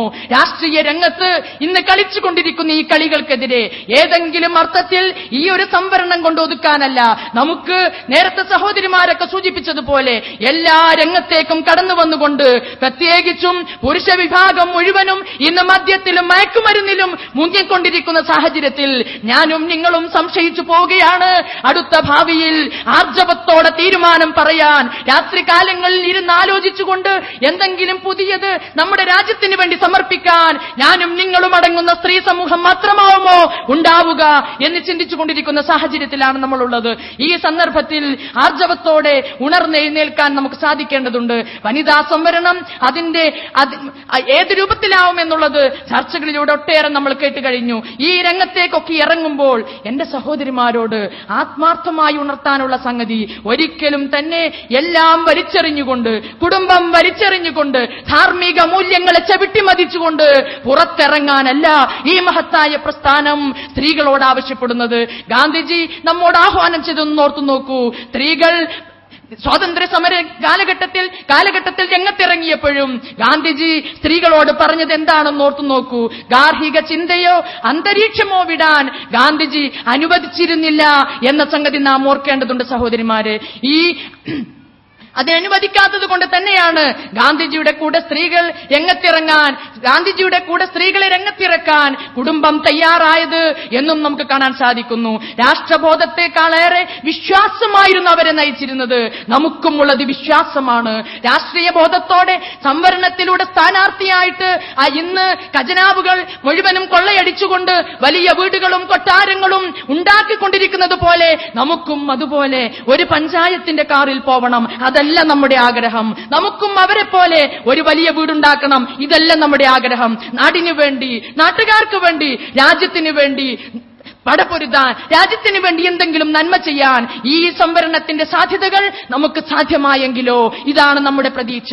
നാം ഓർക്കേണ്ടതുണ്ട്, ഏത് തരം പ്രവർത്തനത്തിലും സദാചാര കുടുംബ മൂല്യങ്ങളെ മറന്നുകൊണ്ടുള്ള ഒരു പ്രവർത്തനം ഒരിക്കലും തന്നെ എന്റെ പ്രിയപ്പെട്ട സഹോദരിമാരോട്, കേരളീയ വനിതകളോട് ഞങ്ങൾക്ക് പറയാനുള്ളത് അതാണ്. ഒരിക്കലും തന്നെ അത്തരത്തിലുള്ള ഒരു പ്രവർത്തനം നമ്മിൽ നിന്നും വന്നു പോവരുത്. ഒരു ലിബറലിസവും സ്ത്രീ പുരുഷ ഇടപെടലുകളിൽ നമുക്കുണ്ടാവാൻ പാടില്ല. കുത്തഴിഞ്ഞ ഇത്തരത്തിലുള്ള ഇടപെടലുകൾ നമ്മെ ചൂഷണം ചെയ്യാൻ അവർക്ക് അവസരം ഒരുക്കി കൊടുക്കുന്നു. ഒരിക്കലും ചൂഷണത്തിന് വിധേയരാവാതെ ആർജവത്തോടെ, തന്റെ ഇടത്തോടെ ഞങ്ങളെ ഇതിന് കിട്ടുന്നവരല്ല, ഞങ്ങളെ കൊണ്ട് പലതും സാധിക്കും എന്ന് കാണിച്ചു കൊടുക്കാനാണ് ഈ സംവരണത്തിന്റെ സാധ്യതകളും ഞാനും നിങ്ങളും ഉപയോഗപ്പെടുത്തേണ്ടത്. ദൈവം തമ്പുരാൻ അന്ത്യനാളിൽ പ്രത്യേകം അനുഗ്രഹം ചൊരിയുന്ന 7 വിഭാഗം ആളുകളെ കുറിച്ച് പറഞ്ഞ് നമുക്ക് കാണാൻ സാധിക്കും. ഈ 7 വിഭാഗം ആളുകളിൽ ഒന്നാമതായി പറഞ്ഞിരിക്കുന്നത് നീതിമാനായ ഭരണാധികാരി എന്നാണ്. ഈ ദൈവത്തിന്റെ തണൽ ലഭിച്ചുകൊണ്ട് പരലോകത്ത് നിൽക്കുന്ന ആദ്യത്തെ മനുഷ്യനെ ദൈവം തമ്പുരാൻ എണ്ണിപ്പറഞ്ഞിരിക്കുന്നത് നീതിമാനായ ഭരണാധികാരി എന്നാണ്. ഇത്തരത്തിലുള്ളൊരു നീതിമാനായ ഭരണാധികാരിയെ നമുക്കിന്ന് കാണാൻ സാധിക്കുന്നുണ്ടോ? ശബ്ദിക്കണം നമുക്ക്. നീതിമാനായ ഭരണാധികാരി അല്ലെങ്കിൽ താഴെ ാനുള്ള ശബ്ദം പൗരബോധത്തോടെ ഭരണഘടനാനുസൃതമായി സാധിച്ചെടുക്കാൻ നമ്മൾ ശബ്ദം ഉയർത്തേണ്ടതുണ്ട്. നമ്മൾ അതിനു വേണ്ടി പണിയെടുക്കേണ്ടതുണ്ട്. കുല്ലുക്കും റായിൻ വ കുല്ലുക്കും മസ്ഊലുൻ അൻ റഇയതിഹി. എല്ലാവരും നേതൃത്വം എല്ലാവർക്കും അവരുടെ പ്രജകളെ കുറിച്ച് എല്ലാവരോടും ചോദിക്കുമെന്ന പ്രവാചക വചനം നമ്മുടെ മനസ്സിൽ കിടന്ന് കളിക്കേണ്ടതുണ്ട്. ഞാൻ ഏത് ഉത്തരവാദിത്തം ഏറ്റെടുത്താലും, ഞാൻ പഞ്ചായത്ത് മെമ്പറായാലും, പഞ്ചായത്ത് പ്രസിഡന്റായാലും, വാർഡ് മെമ്പറായാലും, എനിക്ക് അവിടുന്ന് കടന്ന് ഞാൻ മന്ത്രിയായാലും, എന്നോട് എല്ലാം കാണുന്നവനായ ഞാൻ എനിക്ക് എന്റെ കയ്യിൽ ഏൽപ്പിക്കുന്ന ഭരണകൂടത്തിന്റെ 5 പൈസ ഞാൻ എന്തു ചെയ്തു എന്ന് ചോദിക്കുന്ന ഒരുത്തൻ മുകളിലുണ്ട് എന്ന ബോധം മനുഷ്യർക്കുണ്ടെങ്കിൽ മാത്രമേ അവർക്ക് നീതിപൂർവം ജനങ്ങൾക്ക് വേണ്ടി ഭരിക്കാൻ, ജനങ്ങൾക്ക് വേണ്ടി പണം ചെലവഴിക്കാൻ അവർ മുന്നോട്ട് വരികയുള്ളൂ എന്ന വസ്തുതയാണ് ഇന്നത്തെ സാഹചര്യം നമ്മോട് വിളിച്ചു പറഞ്ഞുകൊണ്ടിരിക്കുന്നത്. ഈ ദൈവിക ബോധം, ദൈവത്തെക്കുറിച്ചുള്ള ചിന്ത, ഈ അനശ്വരനായ ഈ ശക്തി എന്നെ പിടികൂടും എന്ന മനസ്സ് അതൊരു ഭരണാധികാരിക്കുണ്ടെങ്കിൽ, അത് എത്ര താഴെത്തട്ടിലുള്ളവരാണെങ്കിലും ഈ മാറ്റം ഭൂലോകത്ത് സൃഷ്ടിച്ചെടുക്കാൻ സാധിക്കും. ഇതാണ് ഖുലഫാഉർ റാഷിദീങ്ങളിൽ നമുക്ക് കാണാൻ സാധ്യമാവുന്നത്. ഒട്ടേറെ ഭരണാധികാരികളിൽ നമുക്ക് കാണാൻ സാധിക്കുന്നത് ഈ നീതിബോധം. ഉമർ ബിൻ അബ്ദുൽ അസീസ് എല്ലാവിധ ആർഭാടങ്ങളും ആഡംബരത്തോടും കൂടി ജീവിച്ചിരുന്ന വ്യക്തി ശരിയായ ദിശാബോധം ലഭിച്ചതോടെ അദ്ദേഹത്തിൽ വന്ന മാറ്റം ലോകത്തിനാകമാനം മാതൃകയാവേണ്ടതുണ്ട്. ഇത്തരത്തിൽ ഭരണരംഗത്ത് വന്നിരിക്കുന്ന ഇത്തരം ഒട്ടേറെ പാളിച്ചകൾ തിരുത്തിക്കുറിക്കാൻ, ശബ്ദമുയർത്താൻ നാം രാഷ്ട്രീയ ബോധമുള്ള, ആർജവമുള്ള സ്ത്രീകളായി വളരുക. ഇതാണ് ഈ സെമിനാറിന്റെ സമാപനം കുറിച്ചുകൊണ്ട് ഈ പ്രസ്ഥാനത്തിന് നിങ്ങളോട് പറയാനുള്ളത്. നാം കെൽപ്പുറ്റവരാവുക, കാര്യങ്ങൾ അറിയുക, നമ്മുടെ നാടിനെ കുറിച്ച് ചിന്തിക്കുക. ഈ സംവരണം നടപ്പിലാവുന്ന സന്ദർഭത്തിലും ഈ രംഗത്തേക്ക് നമ്മൾ പ്രവേശിക്കുന്നുവെങ്കിൽ അവിടെ ആർജവത്തോടെ നമ്മുടെ ചുമതല നിർവഹിക്കുവാൻ, നീതിപൂർവമായ ഒരു ഭരണം കാഴ്ചവെക്കുവാൻ, ലോകത്തിനു വേണ്ടി, നാട്ടിനു വേണ്ടി, നമ്മുടെ ജനങ്ങൾക്ക് വേണ്ടി നല്ലത് ചെയ്യാൻ ഈ മാതൃഹൃദയത്തിന് സാധിക്കും എന്ന ചങ്കൂറ്റമാണ് ഈ അവസരത്തിൽ നമുക്ക് വേണ്ടത്. ഈ രൂപത്തിൽ സംവരണത്തെക്കുറിച്ച് പൂർണ്ണമായും കേട്ടുകഴിഞ്ഞ നമുക്ക് സംവരണത്തിന്റെ സമാപനം കുറിക്കുമ്പോൾ വളരെ സന്തോഷത്തോടു കൂടി നമ്മൾ പിരിയുകയാണ്. ഈ സംവരണം വളരെ ആനുകാലികമായ വിഷയം എത്ര ചങ്കൂറ്റത്തോടെ, എത്ര നല്ല രൂപത്തിലാണ് നമ്മുടെ എല്ലാ സഹോദരിമാരും അവതരിപ്പിച്ചത് എന്നോർക്കുമ്പോൾ നമുക്ക് തന്നെ അഭിമാനം തോന്നുന്നില്ലേ? വളരെ ഗൗരവപ്പെട്ടൊരു വിഷയം എന്ന് വിചാരിച്ചുകൊണ്ട്, നമ്മൾക്കൊന്നും തലയിൽ കയറുകയില്ല എന്ന് വിചാരിച്ചുകൊണ്ട് ഈ ഹാളിലേക്ക് കടന്നു വന്ന പല സഹോദരിമാരും ഉണ്ടാവാം. നമുക്കൊക്കെ തലയിൽ കയറുന്ന വിഷയം തന്നെയാണ് ഇത് എന്ന് തെളിയിച്ചു തരാൻ എന്റെ പ്രിയപ്പെട്ട അതിഥികളുടെ പ്രഭാഷണത്തിലൂടെ, സംസാരങ്ങളിലൂടെ നമുക്ക് സാധിച്ചിരിക്കുകയാണ്. ഈ ചങ്കൂറ്റം, ഈ പാട്ടുപാടാനും ഈ പ്രസംഗിക്കാനുമുള്ള ചങ്കൂറ്റം ധർമ്മത്തിനു വേണ്ടി, നീതിക്ക് വേണ്ടി, മൂല്യത്തിനു വേണ്ടി പ്രവർത്തിക്കാൻ നമ്മിൽ ഉണർന്നു വരട്ടെ എന്ന് ആത്മാർത്ഥമായി പ്രാർത്ഥിക്കുകയും അതോടൊപ്പം എല്ലാ അർത്ഥത്തിലും ഈ സമ്മേളനത്തിന്റെ, ഈ വനിതാ സമ്മേളനത്തിന്റെ അന്തസ്സത്തയായ, അതിന്റെ പ്രമേയമായ സാമൂഹ്യ വിപ്ലവത്തിന് സ്ത്രീശക്തി എന്ന തീം ഉൾക്കൊണ്ടുകൊണ്ട് ആ രംഗത്ത് വിദ്യാഭ്യാസം നേടി, ആർജവം നേടി, കരുത്ത് നേടി, സന്മനസ്സോടെ രംഗത്തിറങ്ങാൻ, പ്രവർത്തിക്കാൻ ഓരോരുത്തരും രംഗത്ത് വരണം എന്നുകൂടി ആവശ്യപ്പെട്ടുകൊണ്ട് എന്റെ വാക്കുകൾ അവസാനിപ്പിക്കുകയാണ്. ഈ സെമിനാറിൽ പങ്കെടുത്ത ഇത്തരത്തിലുള്ള വിഷയങ്ങൾ ചർച്ച ചെയ്ത് പഠിക്കുവാൻ ഇനിയും നമ്മൾ അവസരം ഉപയോഗപ്പെടുത്തണം എന്നുകൂടി ഉണർത്തിക്കൊണ്ട് ഞാൻ എന്റെ വാക്കുകൾ അവസാനിപ്പിക്കുന്നു. വാഖിറു ദഅവാന അൽഹംദുലില്ലാഹി റബ്ബിൽ ആലമീൻ. അസ്സലാമു അലൈക്കും വറഹ്മത്തുള്ളാഹി വബറകാതുഹു.